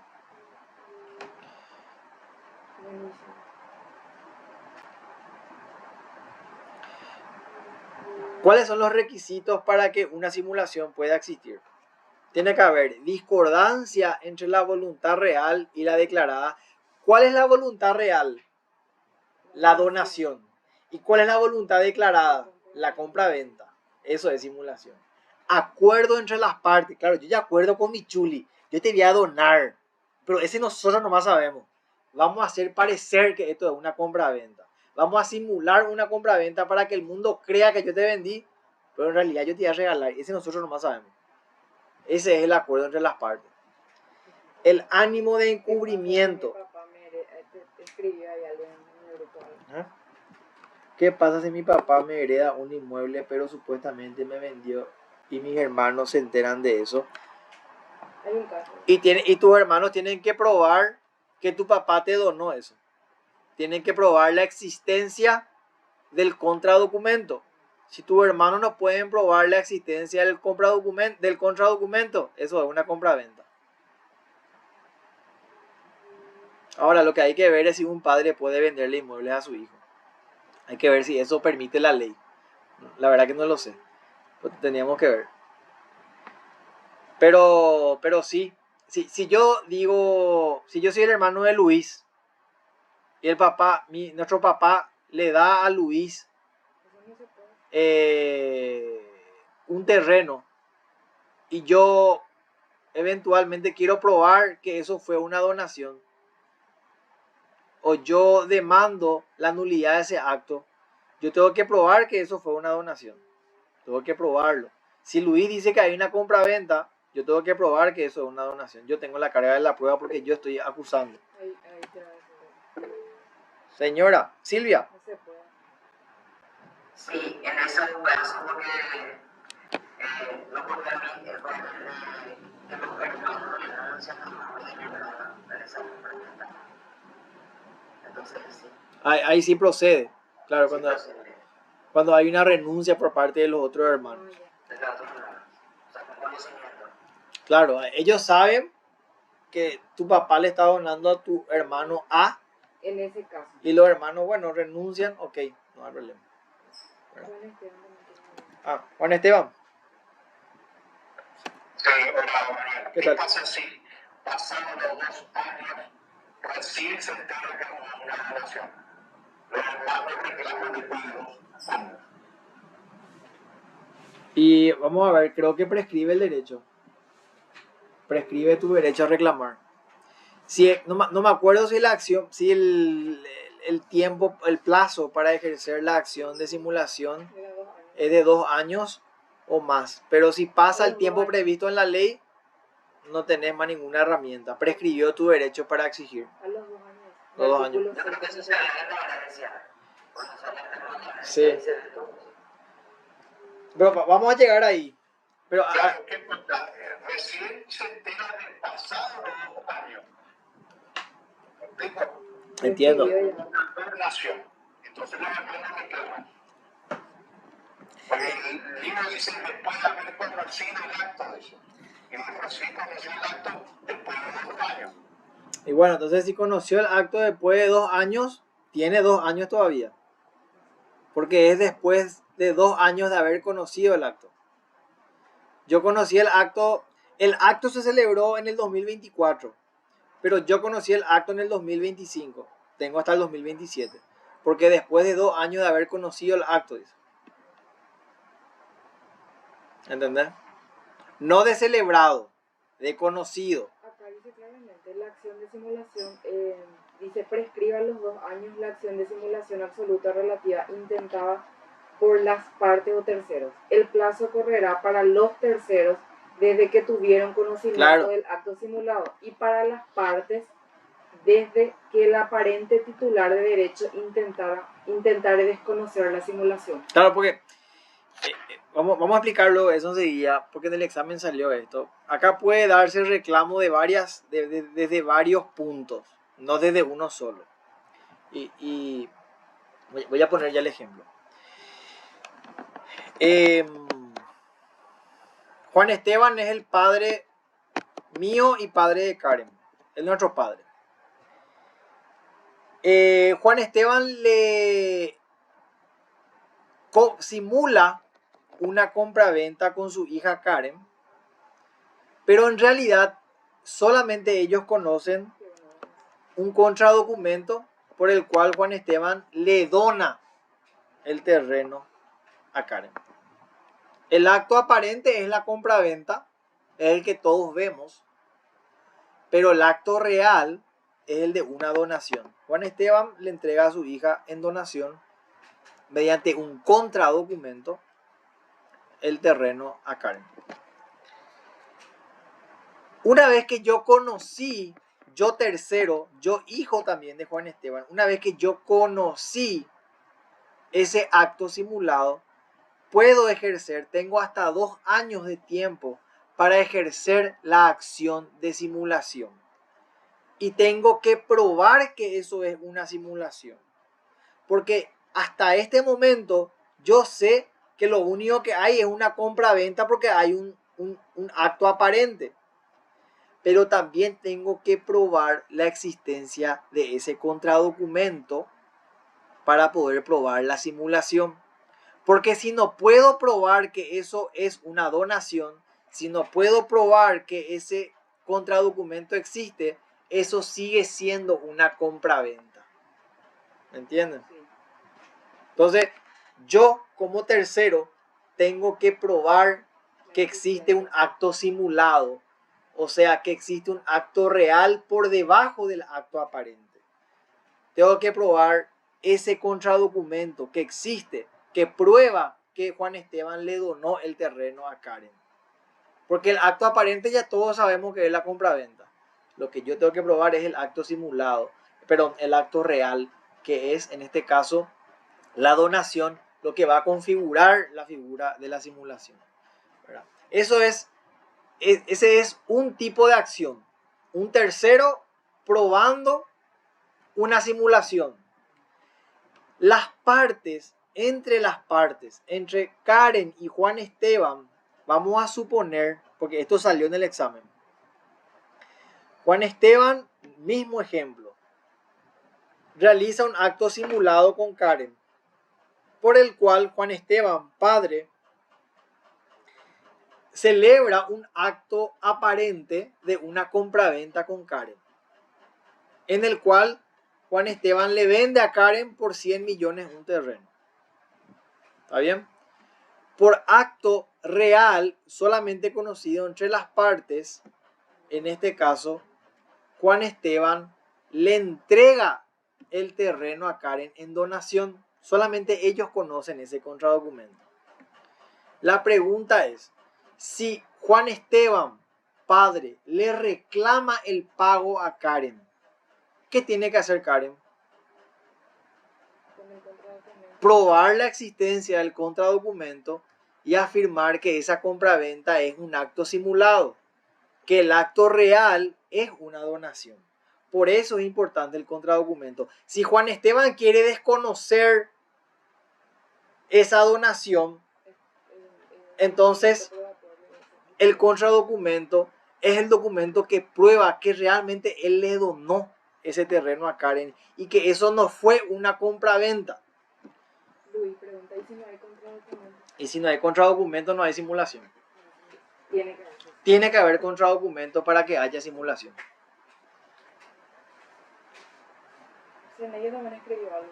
Ese nombre es acción pilinge. Y me confundí, no entendí. Bueno, pero vamos a seguir. Pauliana. Ah, Paulina. Ay, Dios mío, no pensé reír.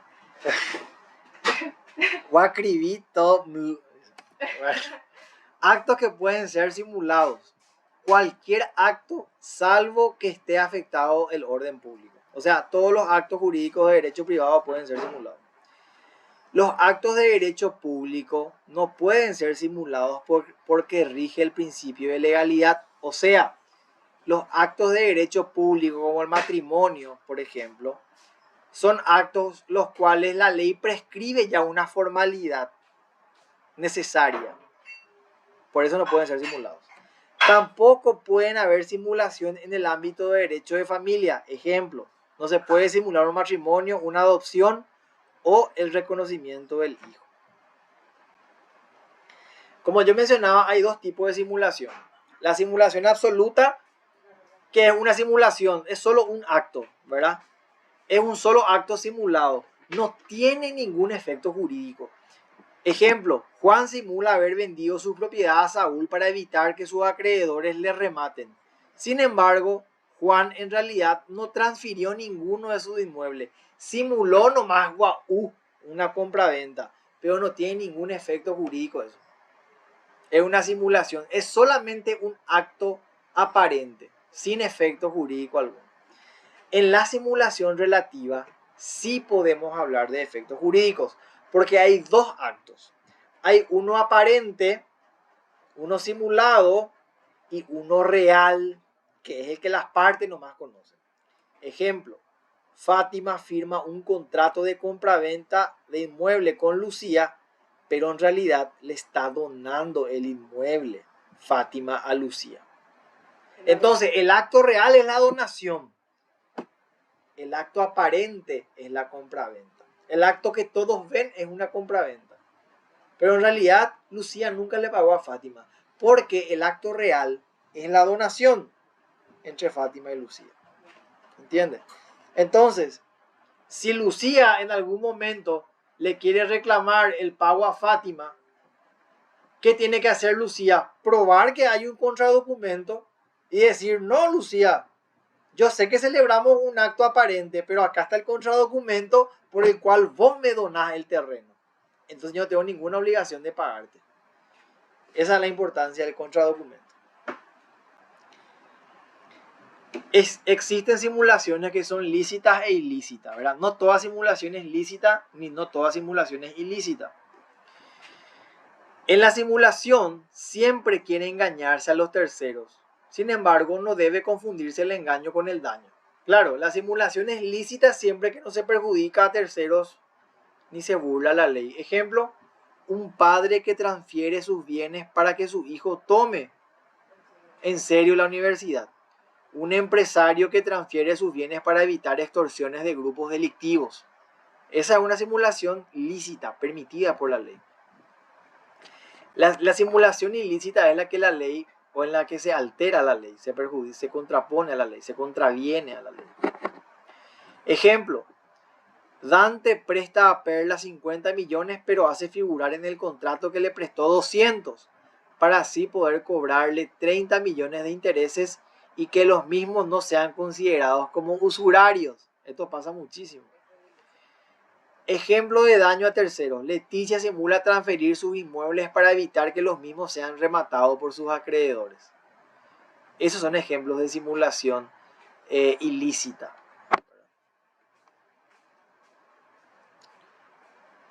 Ok. La simulación también puede ser parcial o completa. ¿Cuándo es parcial? Solo se simula algunas declaraciones o cláusulas del contrato. O sea, no todo el acto es simulado, sino que algunas declaraciones que componen ese contrato nomás son simuladas. Ejemplo, compraventa que figura haberse realizado por 200, pero en realidad se hizo por 50. Claro, se hizo la compraventa, existió la compraventa. Lo que se simuló en la compraventa fue solamente el precio. Esa es una simulación parcial. Y una simulación completa, dice, se simula el acto en su totalidad. Ejemplo, compraventa que en realidad no existe, pues el acto realizado fue una donación. Entonces, cuando yo les daba el ejemplo de que yo simulaba con mi chuli una compraventa cuando en realidad eso es una donación, esa es una simulación completa. Pero si yo le vendo a Juan Esteban mi terreno y hago figurar que le vendí por 100 cuando en realidad le vendí por 500, eso es una simulación parcial, porque la compraventa existe. Lo que estoy simulando nomás es el precio, que es una de las cláusulas de ese contrato, de ese acto. Ahora bien, si la simulación es ilícita, ¿qué se hace? ¿Qué se plantea? Una acción de simulación. ¿Para qué? Para desenmascarar la simulación. Entonces, con el ejemplo de la camioneta que les daba de mi chuli, Karen me descubre. Karen descubre de que yo le engañé y que yo no vendí esa camioneta a la señora, sino que yo le doné. Entonces, Karen plantea una acción de simulación para desenmascarar la simulación. ¿Y quiénes pueden ejercer esa acción? Las partes o los terceros interesados. En este caso, Karen es un tercero interesado, ¿verdad? ¿Y contra quién ejerce la acción? En este caso, el tercero interesado. Contra todos los que participaron en el acto. Contra mí y contra mi chuli. Esto es discutido ya que existen circunstancias en las cuales no existe interés de demandar a todos o se opone como excepción dentro de un juicio. Pero, en principio, por lo menos, la acción de simulación puede ejercerla un tercero o una de las partes. Luis pregunta, para que haya simulación sí o sí debe haber contradocumento, sí. Sí. La relativa. Claro. La simulación relativa. Claro, porque el contradocumento es la prueba de que hay un acto real que nadie conoce, y que solamente conocen las partes. El contradocumento es ese documento secreto que conocen solamente las partes. Que se disfraza por un acto. Claro. Ese es el acto real. El contradocumento es el purete, solamente las partes conocen. El acto simulado es la compraventa que todo el mundo conoce.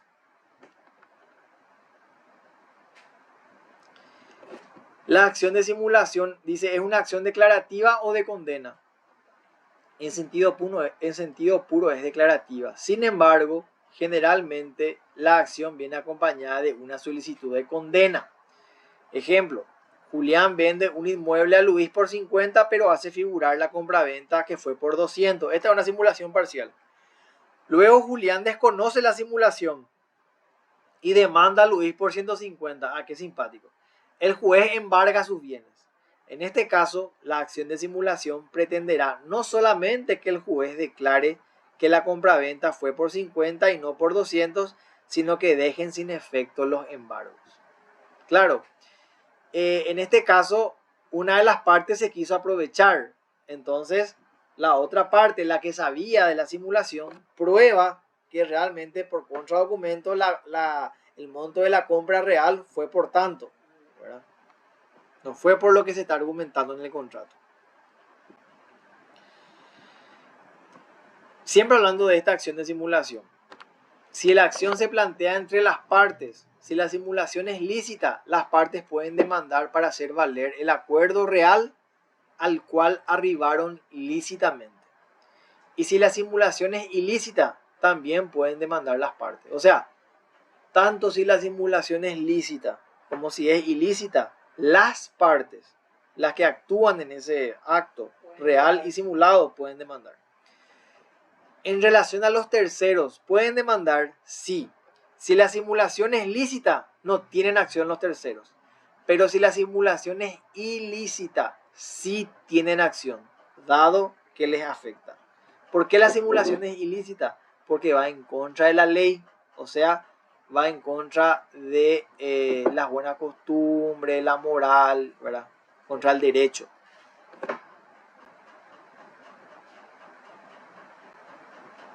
Acá está justamente lo que tanto hablamos, ¿verdad? ¿Qué es lo que prueba que existe una simulación? Un contradocumento. Es una declaración de voluntad reveladora de una realidad oculta que se halla envuelta por un acto aparente. Claro, el acto aparente es la compraventa y la declaración de voluntad oculta es el contradocumento, que es la donación. El contradocumento no modifica el acto simulado, sino simplemente demuestra que existe una simulación. Claro, si yo quiero decir, señor juez, es mentira que Juan Esteban le vendió el terreno a Karen. Juan Esteban le donó ese terreno a Karen. Esto fue una simulación, señor juez, yo le digo. Entonces, yo tengo que probar que a más que ese contrato de compraventa, tengo que probar la existencia de un contradocumento que argumente, que sostenga esa donación y configure la simulación. ¿Me siguen hasta ahí? ¿Sí? Otras pruebas. Cualquier medio de prueba cuando la simulación es ilícita. Las pruebas por excelencia serían las de indicios y presunciones. ¿Qué son los indicios? Son los hechos que aisladamente no demuestran nada, pero interpretados en conjunto permiten llegar a una presunción, ¿verdad? Algunos indicios. Y presunciones son pruebas indirectas que demuestran un hecho por medio de un ejercicio lógico.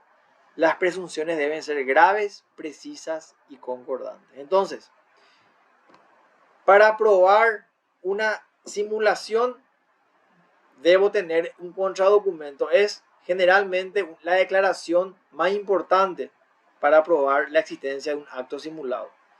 También puedo utilizar otros medios de prueba cuando la simulación es ilícita. Y ahí hablo de los indicios y las presunciones, ¿verdad?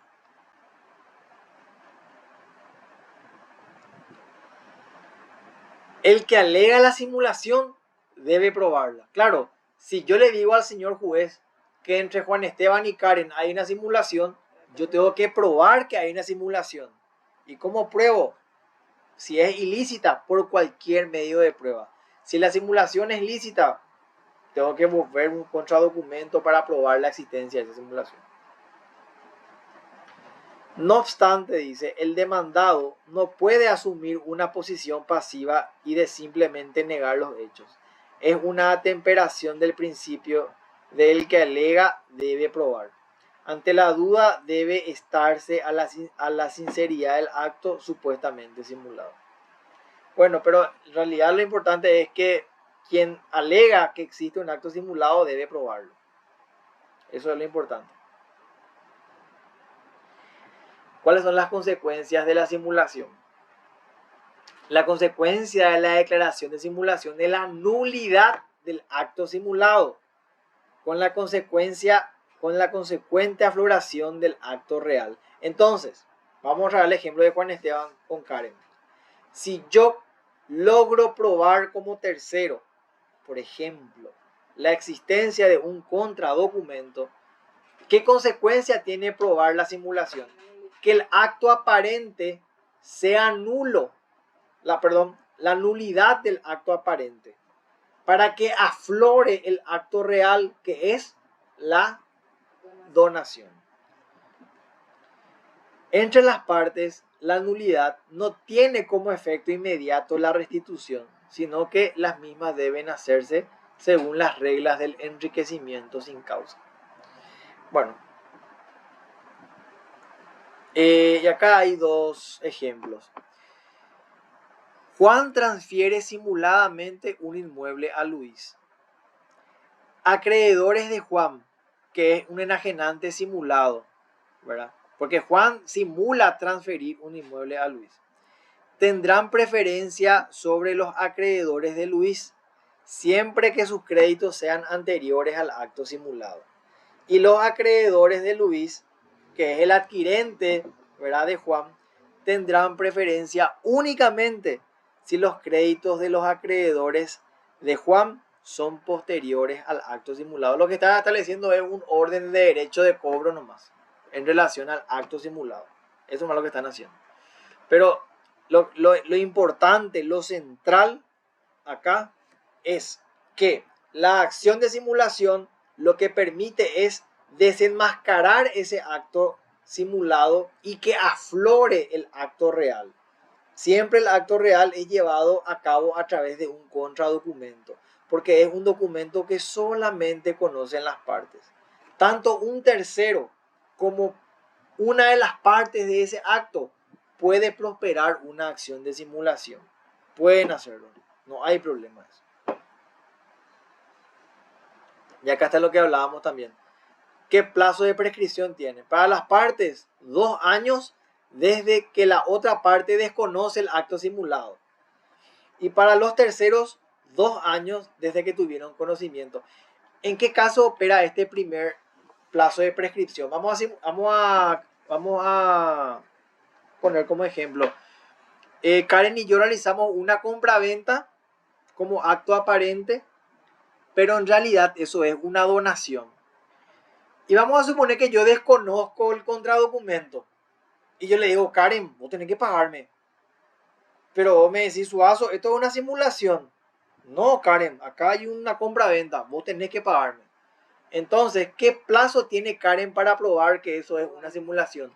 2 años desde que yo desconozco el acto simulado. ¿Entendés?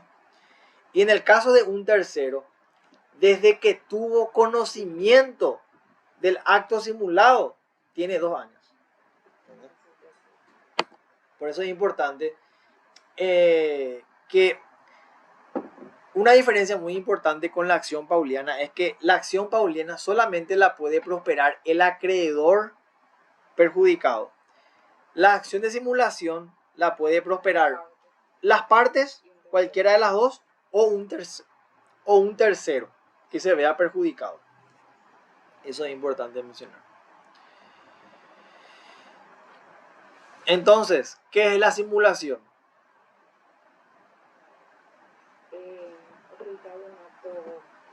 Esconder un acto real bajo un acto aparente. Eso es simulación. La diferencia entre simulación lícita e ilícita, la lícita está permitida por la ley. No todas las simulaciones están prohibidas.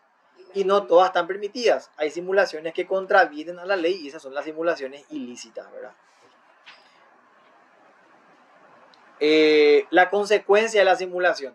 La simulación absoluta no tiene ningún efecto jurídico porque es un acto aparente pero que en realidad nunca sucedió. La única simulación que sí tiene efecto es la simulación relativa, siempre y cuando sea lícita, ¿verdad? Tiene efecto jurídico.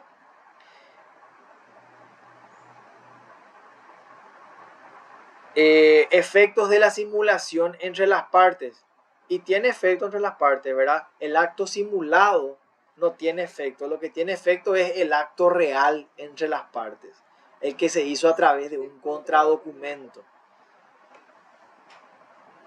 La prescripción de la acción, bueno, 2 años. Y diferencia entre prescripción para las partes y para los terceros, decíamos, ¿verdad? Que entre las partes, desde que una de las partes desconoce la simulación, la otra parte tiene 2 años. Y para los terceros, desde que un tercero conoció la simulación, tiene 2 años. ¿De qué forma se prueba la simulación? Por excelencia, a través del contradocumento, y si la simulación es ilícita, por cualquier medio de prueba, por indicios o por presunciones.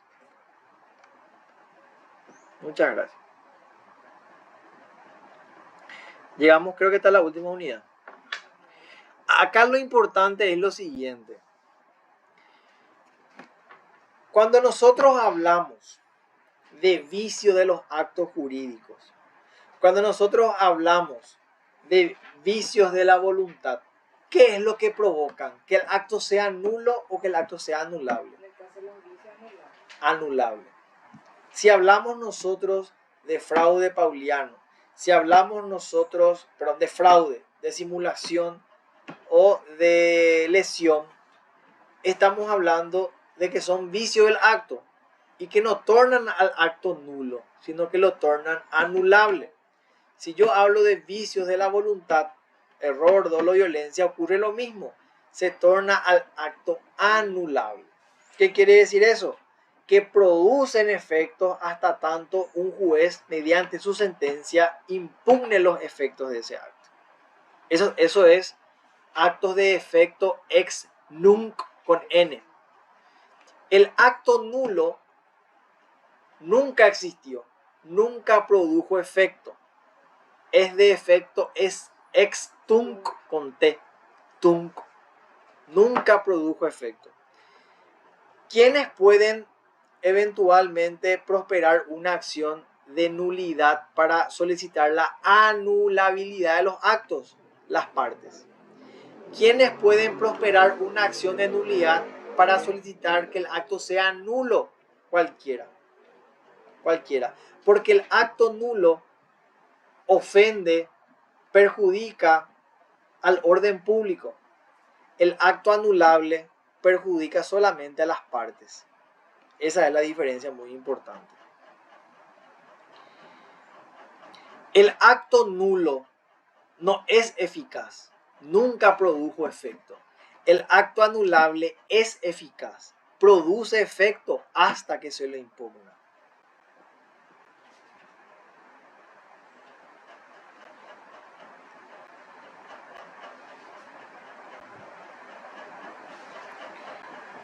Este es el punto central de esta unidad.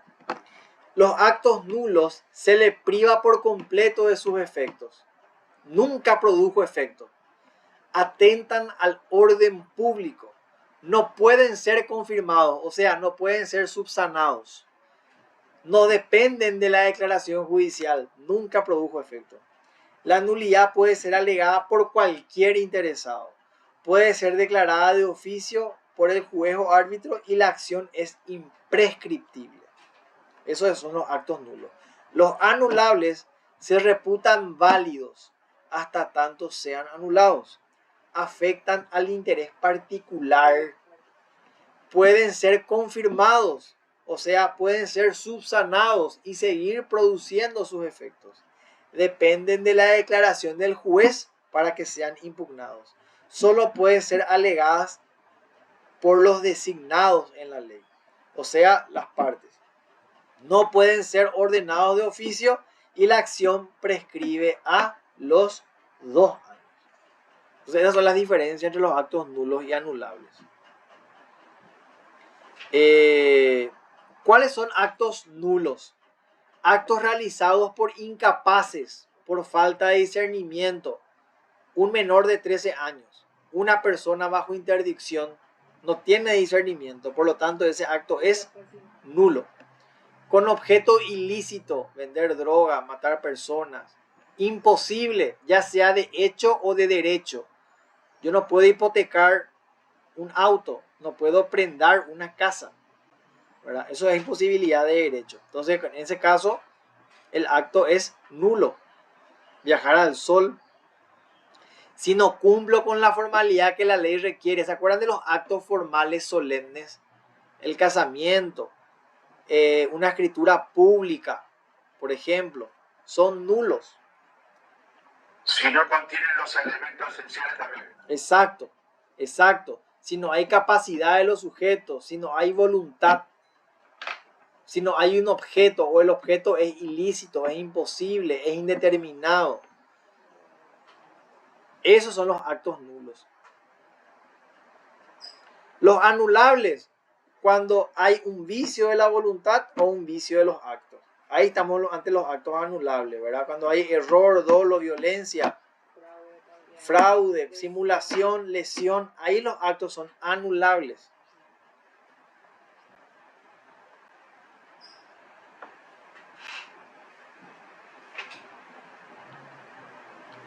La confirmación de los actos jurídicos solamente operan respecto a los actos anulables. ¿Se acuerdan del habidos? Claro, yo creí que era Adidas. Había sido Karen, me entregó 100 pares de Adidas. Yo puedo ejercer una acción de nulidad contra Karen porque ella me dijo que me iba a dar Adidas y me dio Adidas.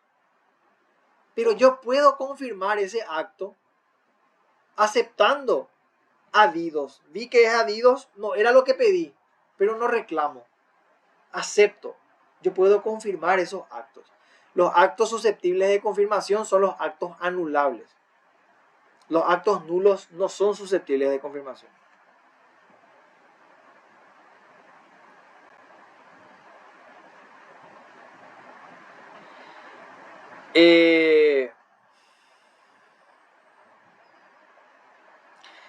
¿Qué es la ineficacia de un acto? Que no produzca sus efectos. ¿Qué es la nulidad? Es una acción para solicitar la cesación de los efectos de un acto. ¿Cuál es la diferencia entre nulidad y anulabilidad? La nulidad determina que el acto nunca produjo efecto, puede ser solicitada por cualquier parte sin ningún plazo de prescripción, porque afecta al orden público.